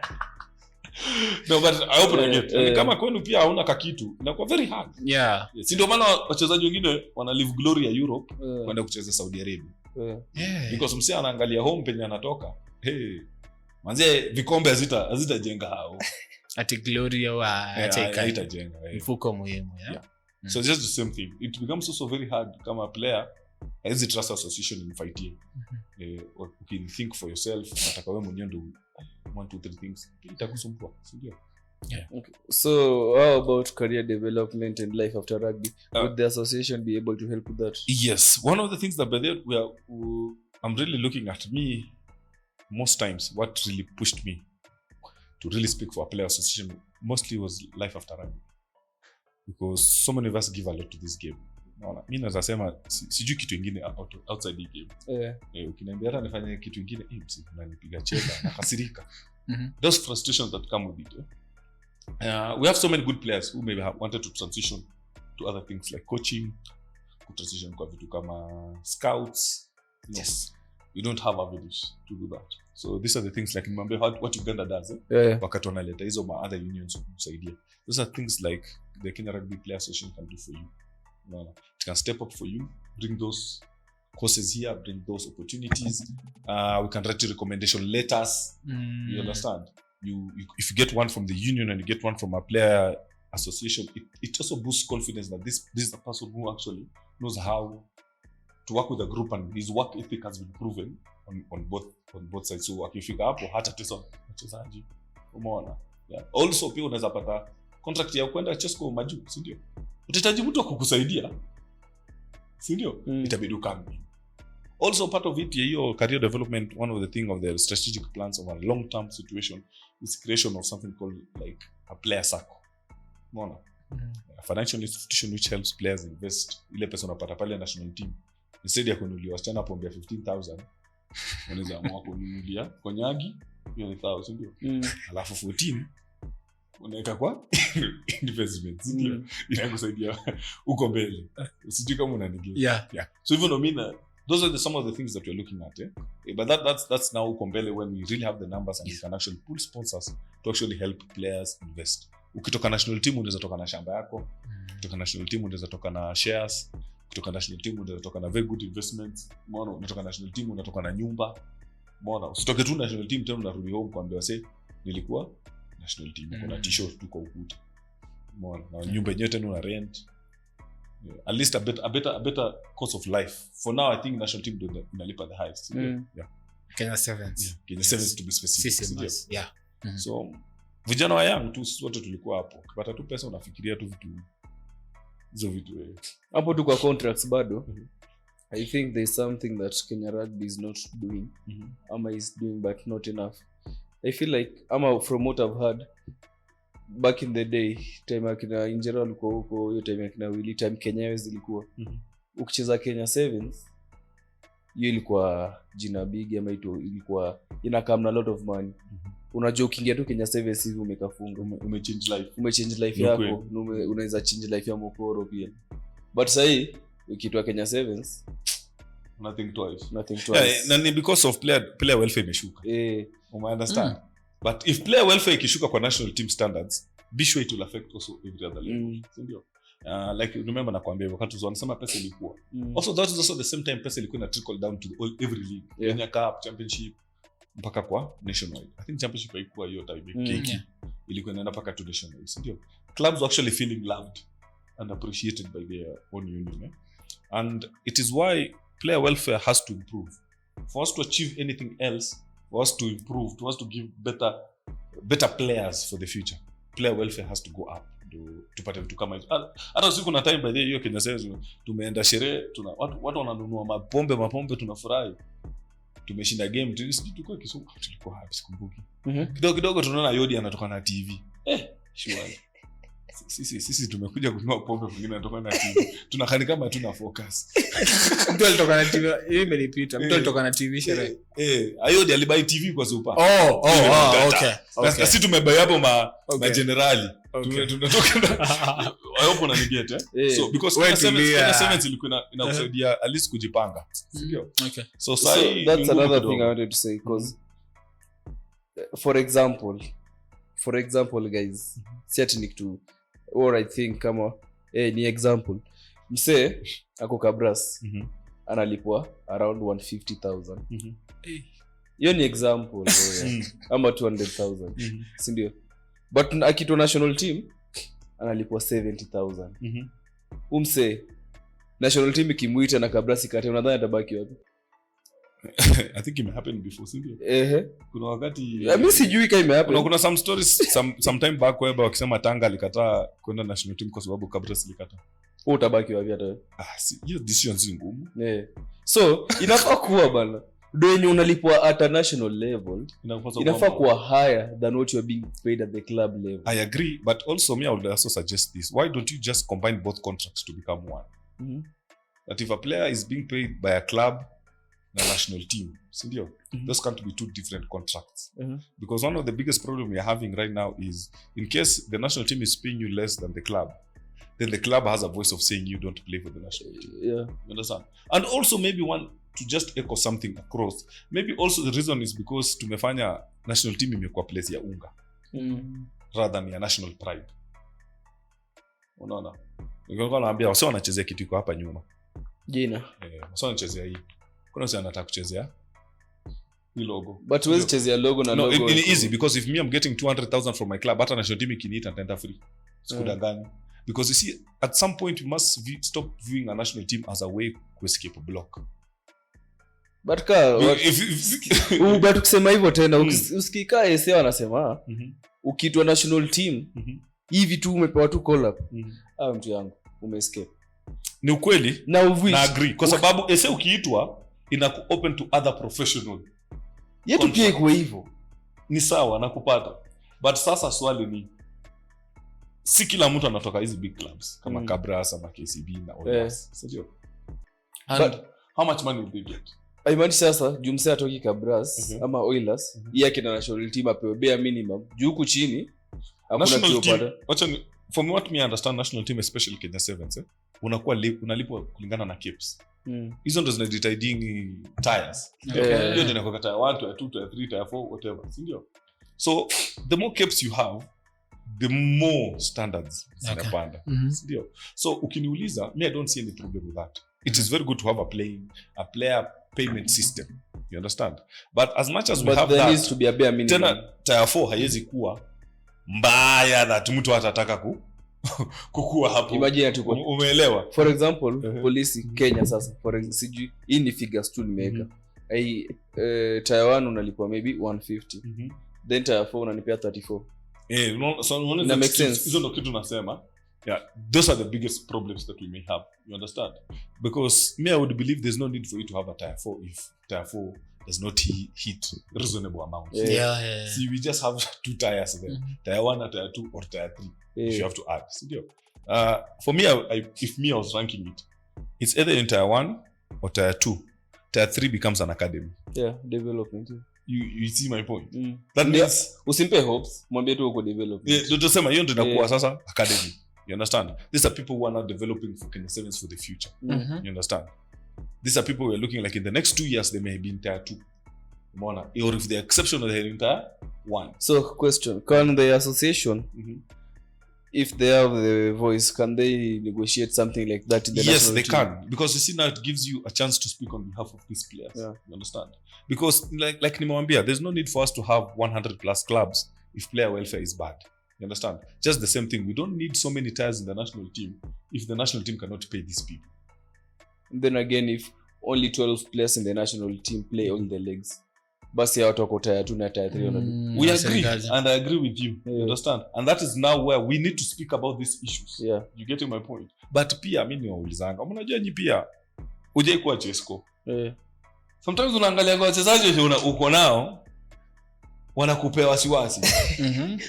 And me this is now where I go down when nikisikia some of this conversation wakisema Chesco baadaye anaangalia wasezi. So mbona uliwa select? Hiyo ndio tulikuwa tunataka mimi. Ukiniambia umeelewa? Police. Mbona uwa select? Mimi siwezi. Mbona nikuite kama unataka need? Yes. Sijui kama unabaki tu kwa club.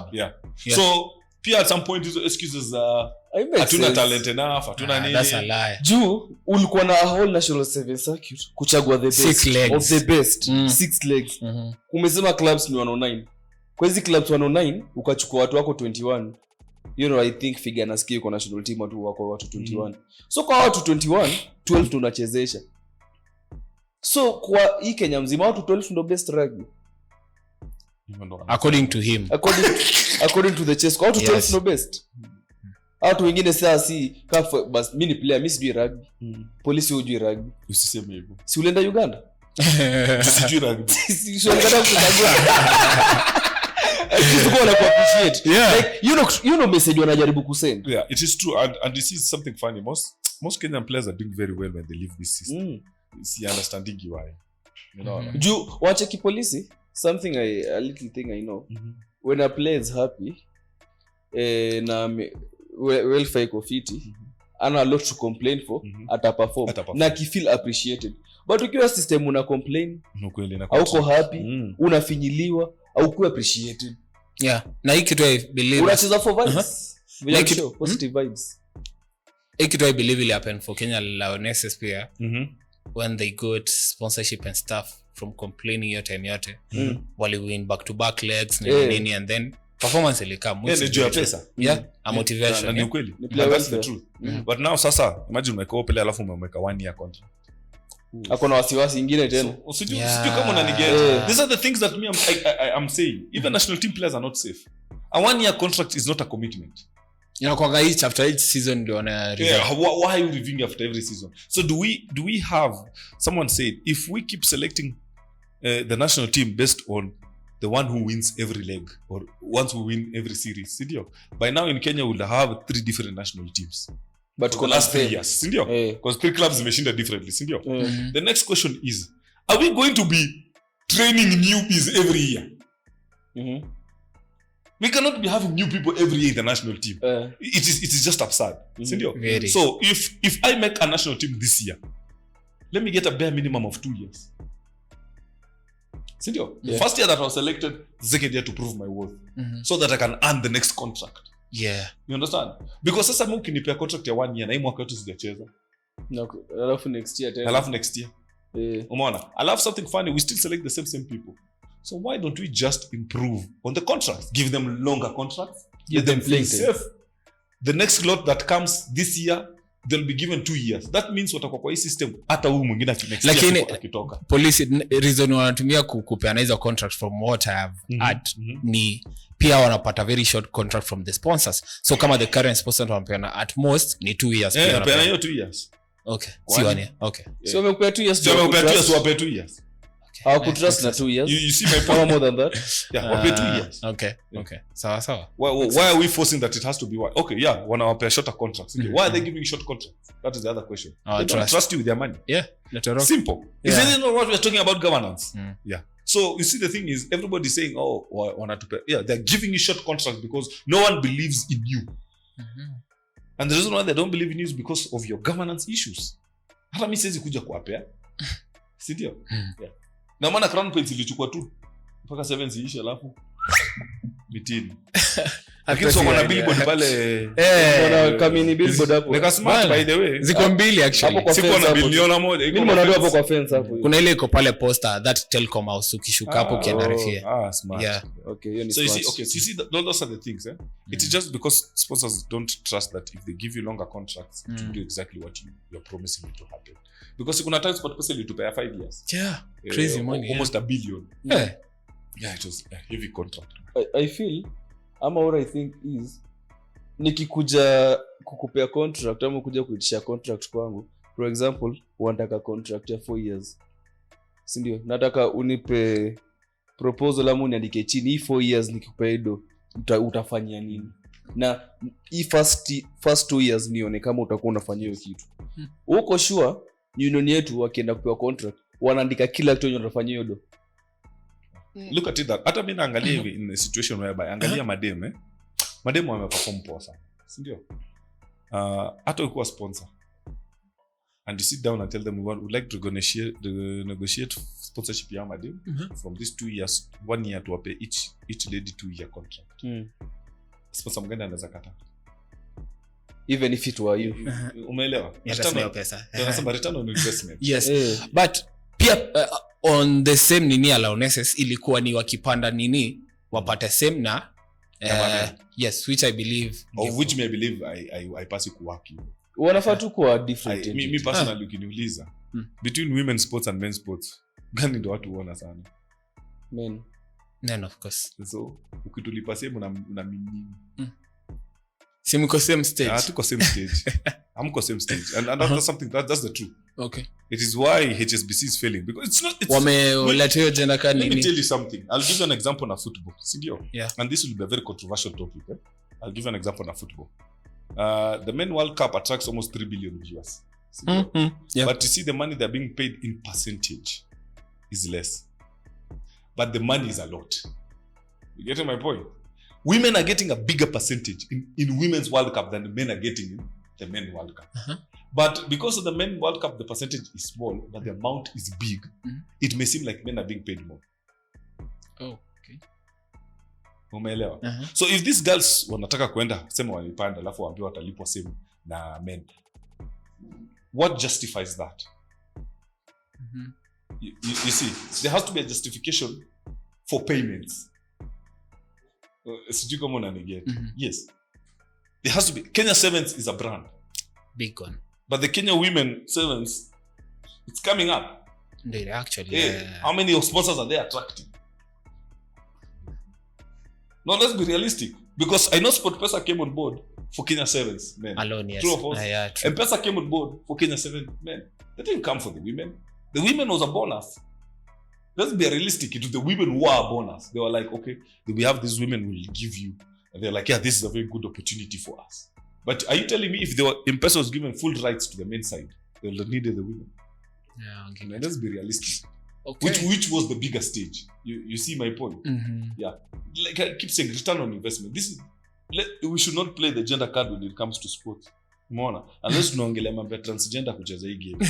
Which hiyo ni makosa kubwa sana. Yeah. Sawa. But kama tunaongelea payment and wages, you understand?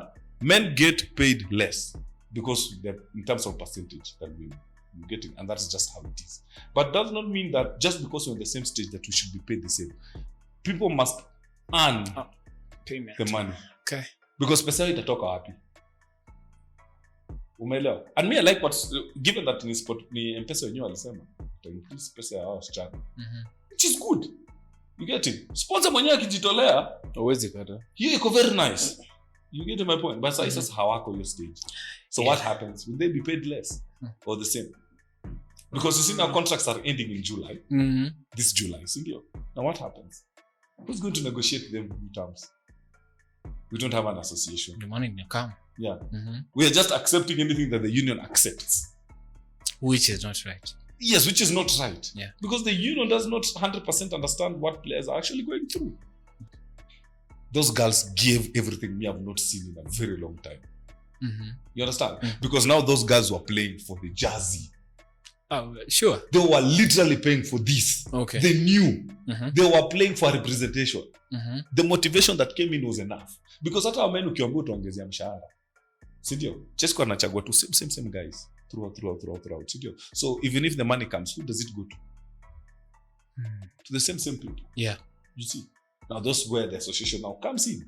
We must have equal representation also in opportunities when we're in the national team. Okay. Talking about that, nitaruka hii side nyingine tena kwa mental health and emotional support. Kilion. Mind fit, game fit. Yeah, that's a subject a lot of people ignore. Bila mind fit huwezi cheza game fit.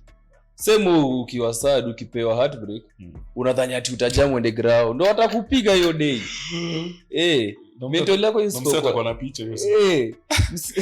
Mind yako isipokuwa fresh. People think just because rugby guys go to the gym and are strong, it also comes back to how pia kwa strong mentally. Ni vitu mbili tofauti.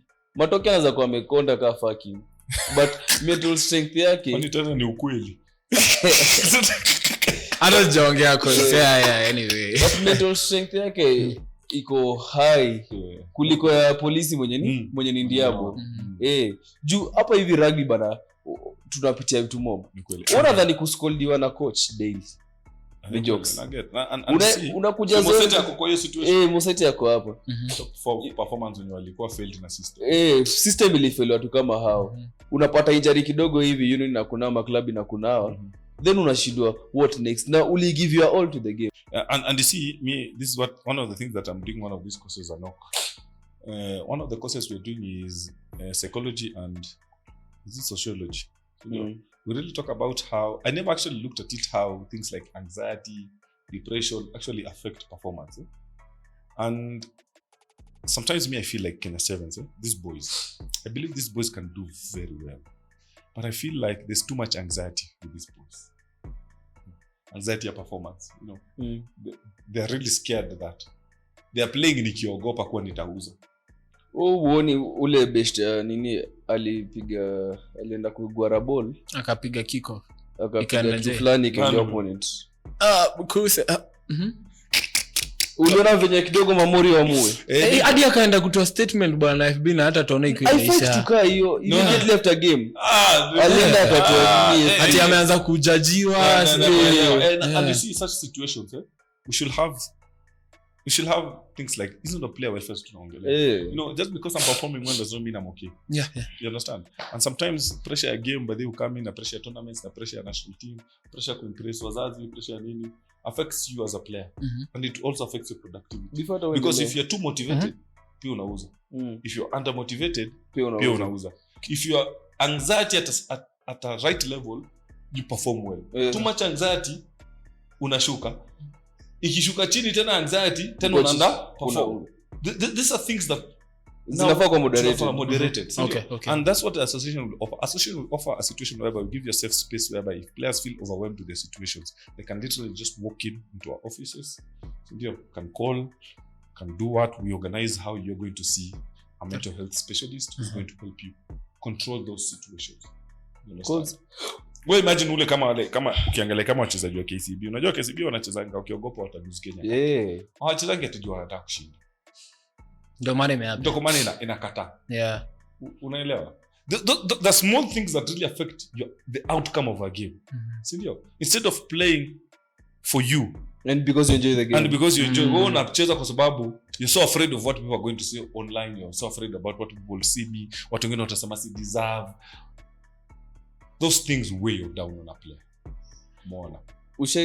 Scam sana sema ati ama rugby player ama most athletes the only time they feel they are okay is when they are on the pitch.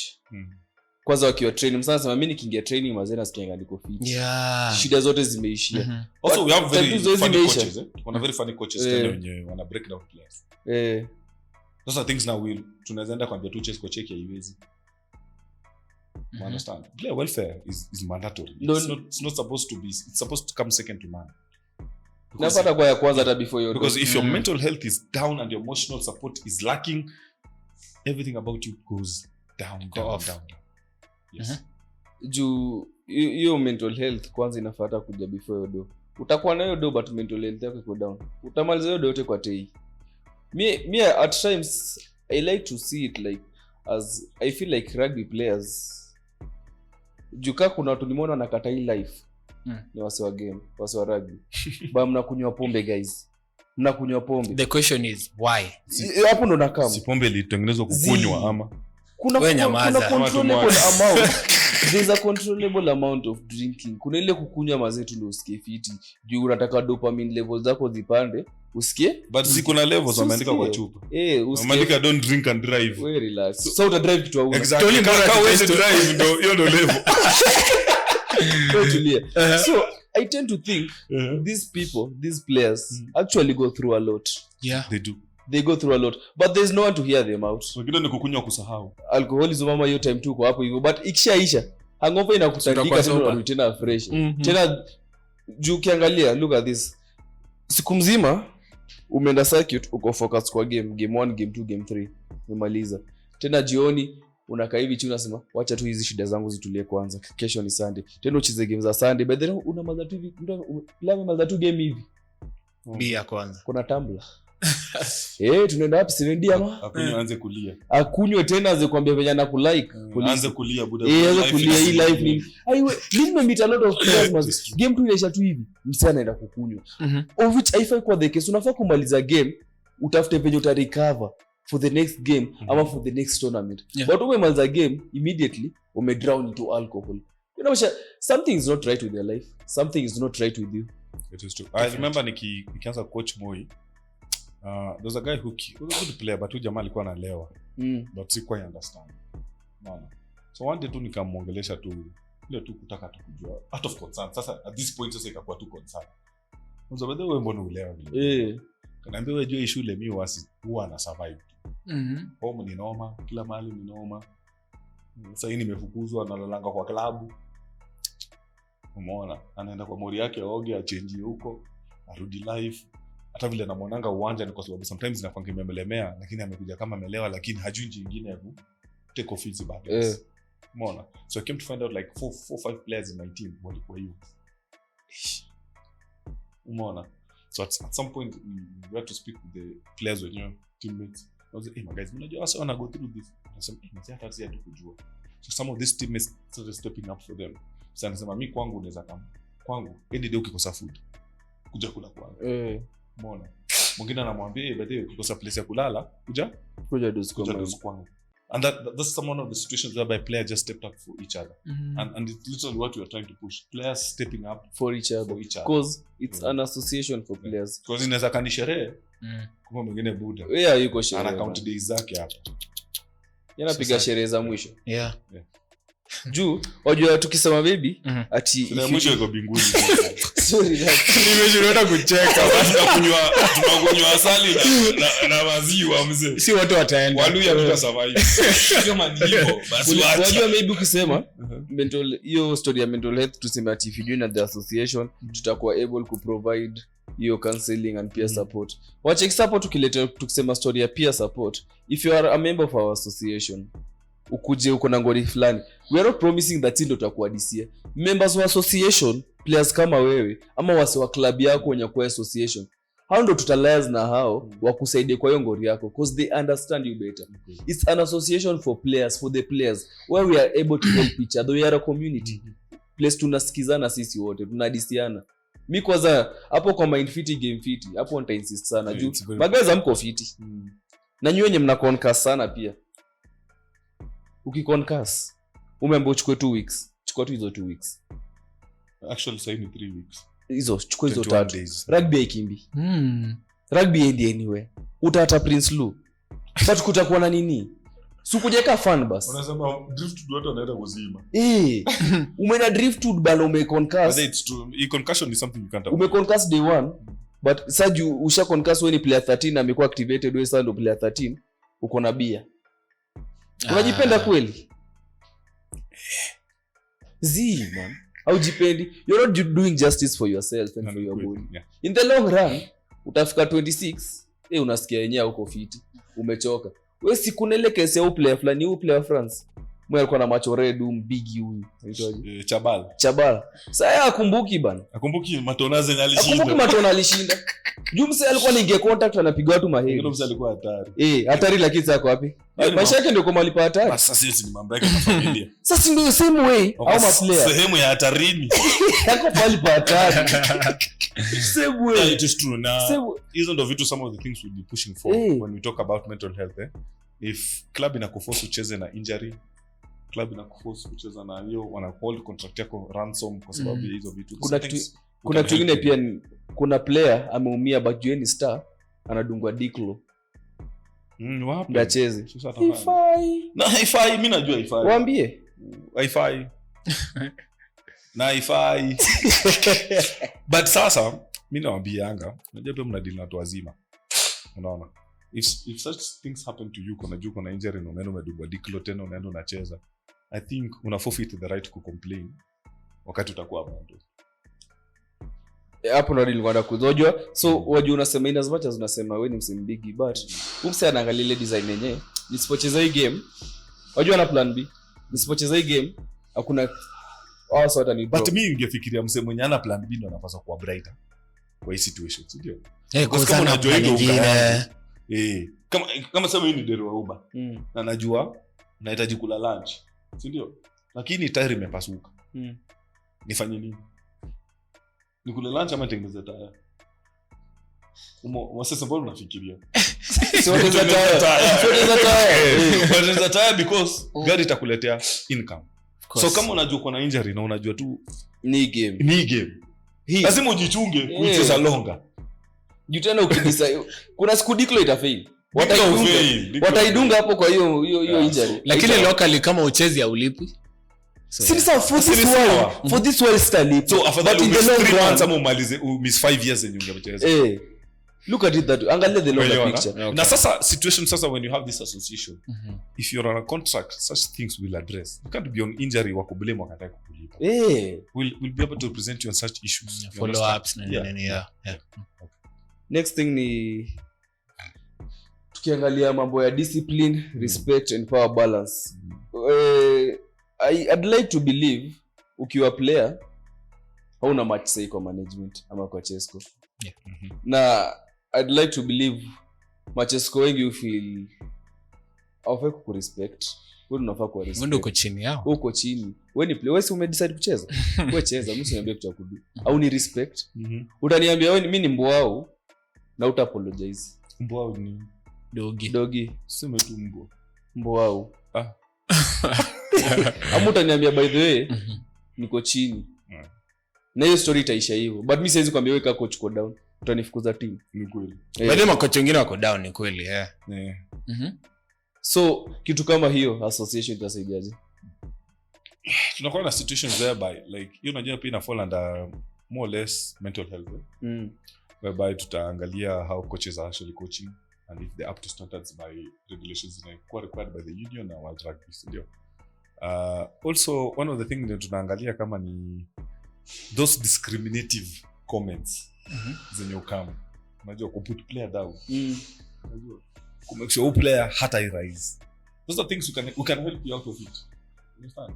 If in a situation whereby uko na shida na management so kama hizo, we can come in as an association and complain directly to the club and say, you know, there are frequent reports that are coming from this club that are saying you people are mishandling your players.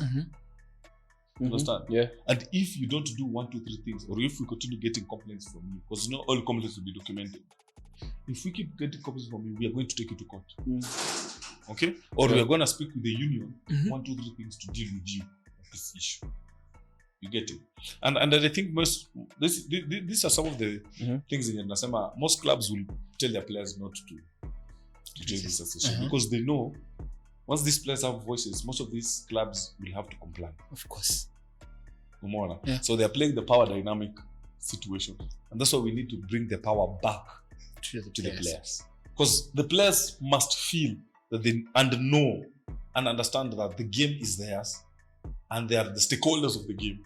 There is no club without having players. You know, without players, there's no club. There's no club, there's no union.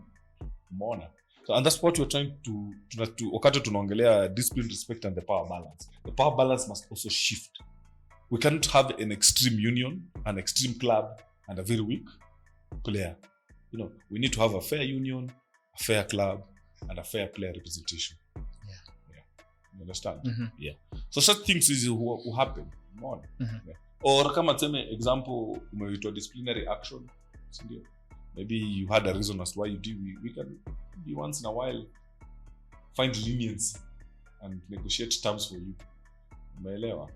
So those are some of the things. The power struggle is very difficult because it's either the club or the union who really possesses over the player, and the player has nothing to give in return. Sindio?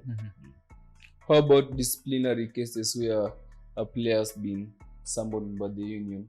Yeah, sometimes most of the time ruling hainangi side ya player. And ukweli because sometimes players pia hufanya tu vitu zao. Unajua player ni player.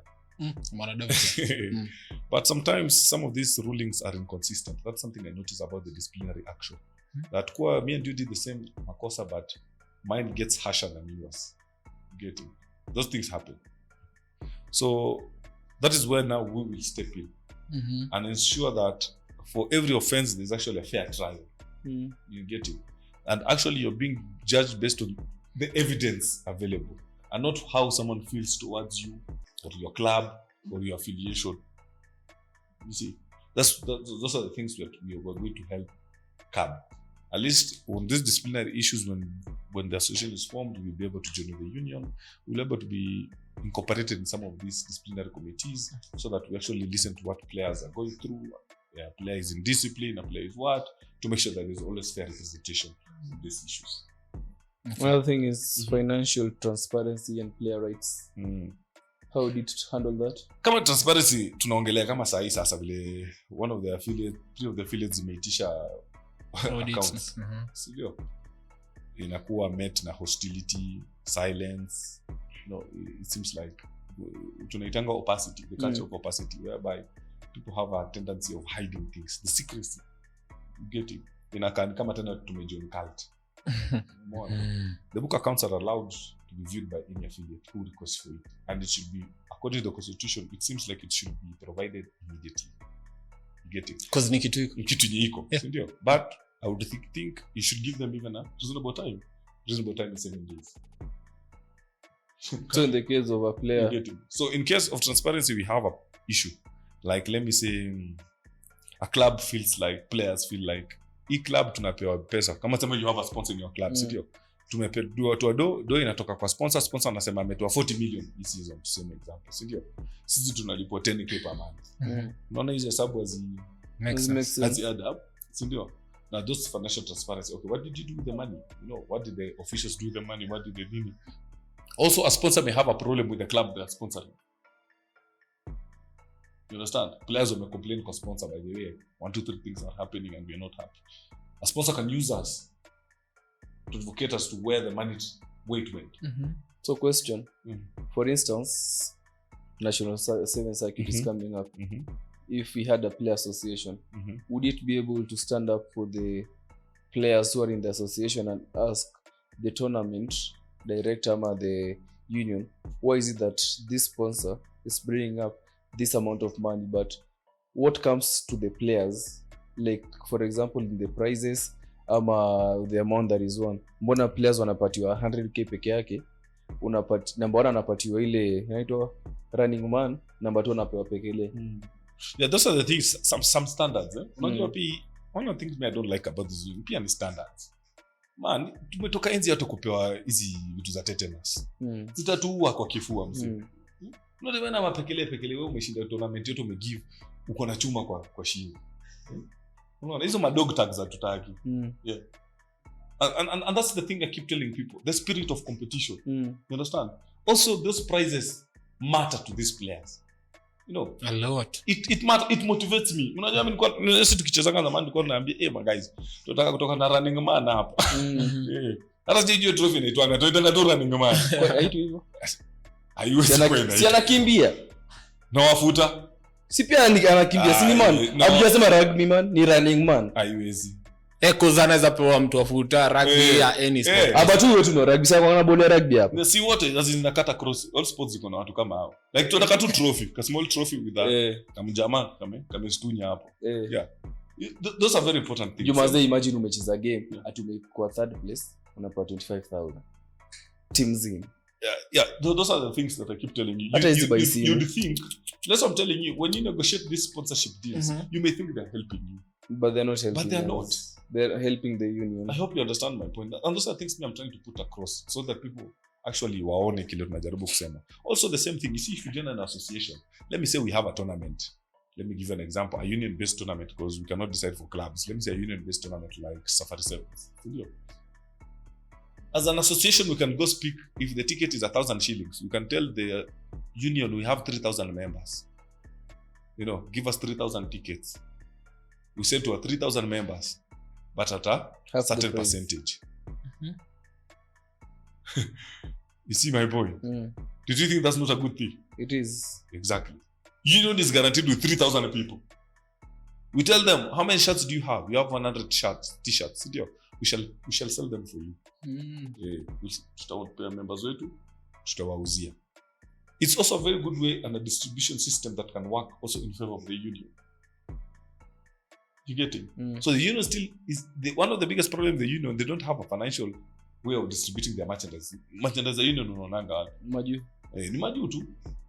No, because on unaogo expensive. But let me ask you, if the union works with the player association, and now this merchandise yanze kurichia players, clubs yanze ku give out to the players, you become like an official partner to these clubs and these we sell it on their behalf. These are things now players will like.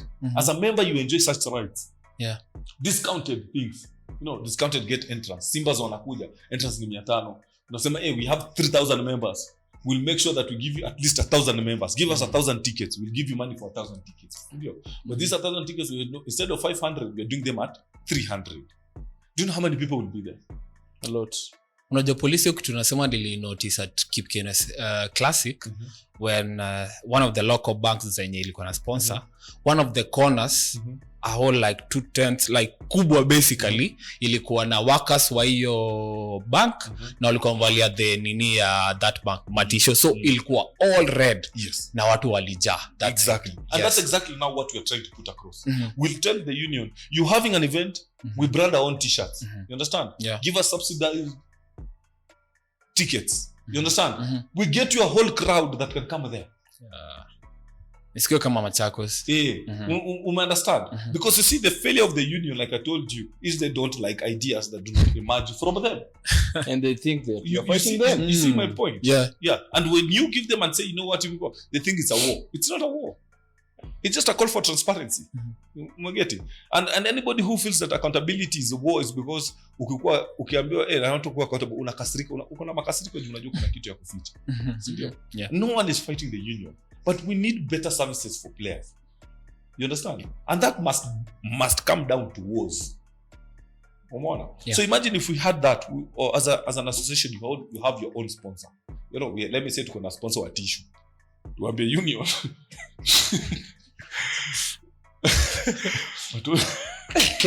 So no la ndio wanacheka tu tissue. Tissue tissue ni noma. Tumia tu tissue. Tumia tissue. Tumia sukari ni better. Let's say example kama Cabras. Cabras ni sponsor. But Cabras cannot sponsor union events. But let me say we can come we approach Cabras will be like, you know what? You're a major stakeholder in Kenya Rugby Union. In Kenya Rugby clubs. We'd like you to come in as our sponsor as we go to Safari Sevens, or as we go to Driftwood, or we go to whatever tournament we are going. Give us your t-shirts branded Cabras. You understand?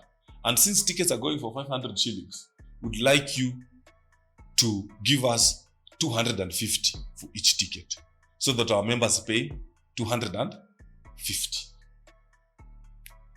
You see how it goes. Or we say we'll buy your ticket at 500. We'll buy those tickets at 500, but in return we need you to give each member who buys our ticket 1 kg of sugar. Example, 1 kg of sugar. Do you see how you're promoting? The association, the members enjoy such things. Those are the things we are trying to bring on board right now. You understand? Corporates have a way of coming on board, but they need a structure which they trust, and they need to be assured that value for money. You understand? This is why Tusker is doing very well in rugby, by the way. EABL inafanya very well. Wanapendanga t-shirts ngapi? Wana branding hiyo kitu kiaje? Wanaweka after party tu unaona ni EABL. Yellow tu. Alafu hao ndio wana control tena hizo pombe zenye mnanunua. These people cannot go at a loss in that event. You understand? But what about other corporates in rugby? What about Kina Oilers? Mafuta is also essential. Sukari is essential. What about KCB? You can bring them on board and tell them, you know what, all our members will give you 1,000 members who will open bank accounts. Those are things that work. And it's also what other things they're talking about insurance. As a group, if you are 3,000 of us, we can negotiate for an insurance. If your club does not offer insurance, we can negotiate one for you with us. You understand? We have 3,000 members. Group insurance. This group insurance we cover. Unasema, by the way, kwa sababu wachezaji wanateseka, we are going to find a way to make it 500 per month. You understand? It will help players. It covers maybe your surgery. It covers a certain amount in a hospital. It's just an example. Does that not benefit members? It benefits them. In a And big these are way. the things that people don't get. Yeah. Siri ni nini? Numbers. Siri Are you numbers. seeing everything comes down to numbers? If you have an association, it has each and every one under one umbrella. So I'm not negotiating as a club. Nakuja nawaambia, hey, mi Strathmore tuko na 25 students. KU unajua ni university kubwa tuko na 15,000 students. But no, we are coming under one umbrella, and the sponsor can actually see these are the same people. If they're calling a rugby tournament, these are the same people who are going to show up. So you have the actual figure. Like, hey, these people have 3,000 members. It means hata ikuwa mbaya, a third of their members will show up wapi? Kwa tournament. You see, those are the things we keep saying. If we put unity and solidarity across all levels of playing these games, we get very close to each other.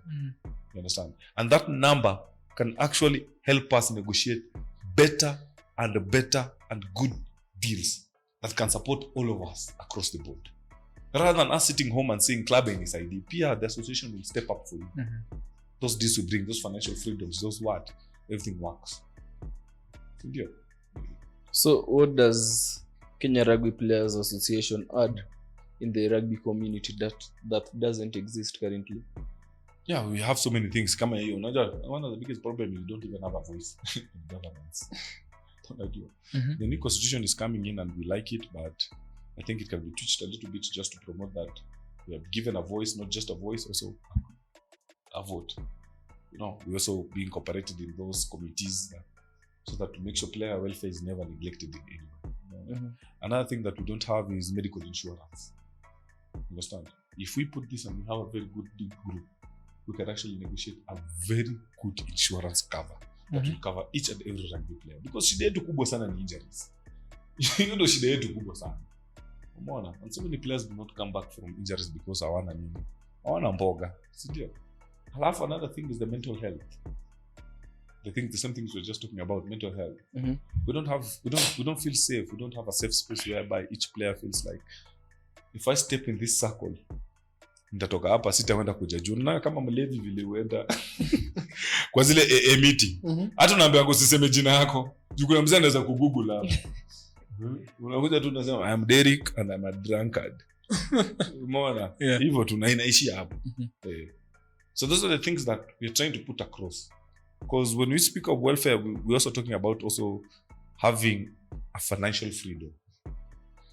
Those are the things we want to bring them. We also want to make them all inclusive in every decision of the sport. We want them to feel part and parcel because kuna watu wachezi sevens, ndio. So kulikuwa na vitu sevens, how am I kind? And the majority ndio wachezi sevens. Ndio. If these people are member of our association, we negotiate such deals like I've said, which will help them. They'll feel part and parcel of the game. They feel that they're contributing more. They feel like they're just there to help the game grow. So, final word for players on why you should join the association. First thing you need to know, the Kenya Rugby Union Association, it's not a rebellion. It's a responsibility. It's a structure for players, by players. One that finally recognizes that rugby is not just for passion. It's work, it's life, and it's a legacy. Joining Kenya Rugby Players Association means you are protected, you are heard, and you are building a better game for those who will come after you. So it's up to you players to decide whether you want to enjoy these privileges, whether you want to be part of the association, or you just want to sit back at home and always complain that hii game hainisaidii. Hii game inanipea grass burns. Hii union inatusumbua. Hii union inasumbua. Oh, nani must go home. Hatuwezi endelea hivi. So it's time for you to stand up and make a change. Hizo ndio zinaitwa solutions. Si mmetaka solution ndio tumewapatia. Na kama hatuja kuingiza box, basi wewe ni mhada. Kitu kingine tena. Hawa wote wenye wanakuanga na maswali kuhusu association, I hope tumewajibu ama mmepata jibu. Na kama hujapata jibu, unaweza uliza. Kuna comment section, kuna IG, kuna X. Wewe tag Rugby. Kama Rugby ita kujibu, unaweza tag niko IG, niko X. Unaweza tag polisi, ako IG, ako X, ako hadi Facebook. Unaweza tag Matoke sana huko. Sana. Unaweza tag Matoke, ako X huyo. But ana simu, but wewe mtag tu atapata akipata. Another ana thing, simu. sasa ana simu kwa Itabidi sasa. waachie email. Another thing, kwa wase wenyewe kwa negative, nimechoka na nyinyi. Achana hata na Si kila kitu na lazima ukwe tu negative. Usiniambie ati nilijaribu time yangu ikafail. Ili jaribu time yako. Soon support sai. Mali uliachia. Ni show mimi nilifikia hapa. Ni learn from you. Ni learn from you. Ni nini nilifanya? Ni nini makosa ulifanya? Ulifanya makosa gani mimi nisifanye? Si ati nilijaribu ikakataa sawa yako haiwezi. Na mimi nakwambia haiwezi. Ni kweli. Hiyo tu niko nao. You know the biggest problem by then amongst players too much negativity without solutions. Okay, mimi nilitry okay, so mimi si wewe. Yeah. Si ndio? Hatutumii kichwa same. But kuna vitu ulipitia zenye mimi naweza pitia, but ukini advice. So ni show yeah. So but like nilikwambia, so many people are not happy because this idea is not coming from them. And I keep insisting on this. So many people are not happy because this idea is not coming from them. You understand? Yeah. Wanataka ikuwe idea yao na wao execute and acha tunafanyaje tena. So tukikatinga nataka final word from you. Mimi nishasema ama nini. So tuanze nayo ama tuanze nayo? Anza na police. Nana na yangu. So niko na kitu hapa niliandika wiki zungu nilemea ba. Nisipoandika chini sitasoma. Kwani si nimekuzumia wewe? Acha nitaipata hapa. Si niendange basi ukitafuta. Leta ongea basi. Anyway, unazongeanga. Yeah, so for me my final remarks is sijui what more motivation for players mnataka, because personally hii time tumeka hapa for like 2 hours, me na feel very much motivated and very much positive of what the Kenya Rugby Players Association inaleta. Yeah. Wewe tulia. Alafu and then kitu policy ameemphasize on is the Kenya Rugby Players Association haiko hapa kufight KRU. Ni kuwork to ensure that players welfare iko very much checked on. Yeah, na ensure we have a better future for our current players na wale wenye wanakam. Only that. Yeah. So for me, nilikuwa nimeandika statement which I'll read it out. So this goes to all stakeholders wa hii game, both the current, the legends, the future. Na wale say when wana try maybe ku send very wrong message about what we're doing. So Kenya Rugby Players Association, we are not fighting the union, we're just fighting for better governance. You know, we want to make it absolutely clear that the Kenya Rugby Players Association is not here to fight the Kenya Rugby Union as an institution. We fully acknowledge that for rugby to grow, prosper and succeed internationally, the union and the players must work together in partnership. What we reject and we are actively standing against is the culture of poor governance, neglect and self-interests that have taken root within the current leadership of the union. The Kenya Rugby Players Association is built on principle that players are not just tools for performance. Sisi si majesta. Tunaenda pale si ni maclown. Yeah, we are not tools for performance. We are human beings, professionals and stakeholders in this game. Unfortunately, the current board at the union has not shown a genuine commitment to player welfare, transparency and long-term development of the sport. The system in place are outdated, reactive and often serve the interests of a few, not the game or its people. Recent online discussions and public outcry have highlighted what many insiders have known for years: credible allegations of corruption, misappropriation of funds, deep-rooted conflicts of interest within the union leadership. These are not just political problems. They are also obstacles that are directly affecting the lives of players, coaches, clubs, and fans. They drain resources, kill morale, and erode trust. That is why we are pushing for a real and a lasting change. Let it be known and made it clear: a call for accountability is not an attack. And I'll repeat, a call for accountability is not an attack. Wanting better governance is not personal beef. Transparency and accountability are not optional. They are the bare minimum we should expect from any public, private, and especially a sports institution. And when we demand to know how funds were used or are used, includes and respects players, not punishes or ignores them for raising valid concerns. This is not a fight against people. It is a fight for principle, fairness, equity, transparency, safety, and dignity for players. And for the future of the game we love, we will not stop fighting for those principles. Respectfully, family, and together. So for me, that was my statement for today. Bold. So guys, as you've heard, Siri in numbers. I don't have much to say today. That was our time with you guys, and this is Rogue Rugby episode 20. Peace out. Ciao.